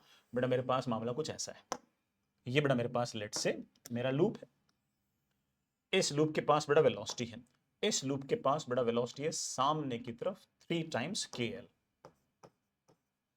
ये सारा का सारा लूप बेटा, पूरा का पूरा लूप बेटा अंदर एंटर कर चुका है, और सारा का सारा लूप बेटा अंदर की तरफ एंटर कर चुका है, तो सामने की तरफ लूप का डिस्प्लेसमेंट हो गया, कितना हो गया, L हो गया। इस टाइम बेटा इसकी वेलोसिटी अगर 3KL थी, तो इस टाइम पर इसकी वेलोसिटी कितनी होगी? बच्चे बोलेंगे सर आपने मुझे सिखा रखा है, इस टाइम वेलोसिटी होगी 3KL minus K into x. X मतलब बेटा displacement, that comes out to be L, बेटा that comes out to be 2K। इस टाइम पर इसकी बेटा वेलोसिटी होगी 2KL। क्या हमसे सवाल में ये पूछा है कि अंदर एंटर करने पर इसकी वेलोसिटी कितनी होगी? नहीं, हमसे तो पूछा है टाइम कितना होगा। तो बच्चा बोलेगा सर टाइम के लिए तो हम इक्वेशंस पहले से निकाल चुके हैं। हाँ बेटा बिल्कुल निकाल चुके हो, आप इक्वेशन निकाल चुके हो, v is equals to v naught minus k into t. Enter होने के बाद इसकी वेलोसिटी हो चुकी है 2KL, इनिशियल बड़ा वेलोसिटी है 3KL। मुझसे टाइम पूछा जा रहा है बड़ा 2/3 is equals to e raise to power बड़ा माइनस के टी। बड़ा मैं लिख सकता हूँ 3/2 is equals to e raise to power k t. बड़ा माइनस हटा दिया, दोनों तरफ लॉग लिया, तो k t is equals to ln 3/2। Time की बड़ा मेरे पास वैल्यू आ गई है 1/k log 3/2।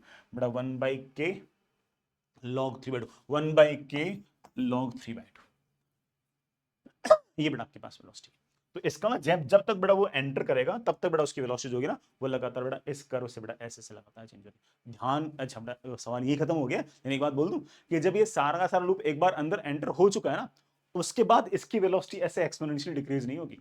ये जो फॉर्मूला है ना v equals to v naught minus k t, ये फॉर्मूला सिर्फ तब तक है जब तक लूप एंटर हो रहा है। अगर एक बार वो एंटर हो गया, फिर मैं तुम्हें पहले से बता चुका हूं कि अब उस पर ईएमएफ इंड्यूस, सॉरी आपका फ्लक्स जो है वो यूनिफॉर्म है, फ्लक्स जो है वो कांस्टेंट है, ईएमएफ इंड्यूस आपका जीरो है, करंट इंड्यूस जीरो है, अब उस पर कोई मैग्नेटिक फोर्स नहीं लग रहा। ये सारी इक्वेशन बेटा कब तक थी? जब तक वो एंटर ना हो जाए तब तक की थी। हालांकि इस बात की वो जरूरत नहीं है बेटा, सवाल में तो आगे कोई ऐसी बात नहीं पूछ रखी। ठीक है, मेरे ख्याल थोड़ा सारा समझ में आ गया हुआ। बेटा मैं अगले क्लास के अंदर ईएमआई के जो बाकी बचे हुए सवाल हैं उसमें बड़ा खास तौर से मैंने कौन से वाले सवाल छोड़े, जो सर्किट वाले सवाल हैं और जो म्यूचुअल इंडक्टेंस सेल्फ इंडक्टेंस वाले सवाल हैं वो अपन अगली क्लास के अंदर डिस्कस करते हैं। मैं बेटा क्लास को 1-1.5 घंटे से ज़्यादा नहीं खींचना चाहता, क्योंकि बेटा आप में से मोस्टली बच्चों का अटेंशन स्पैन जो है वो रील देख देख के काफ़ी कम हो चुका है। सो है ना बेटा, मैं अभी खत्म करता हूँ, अगली क्लास में मिलते हैं। All the best, bye bye.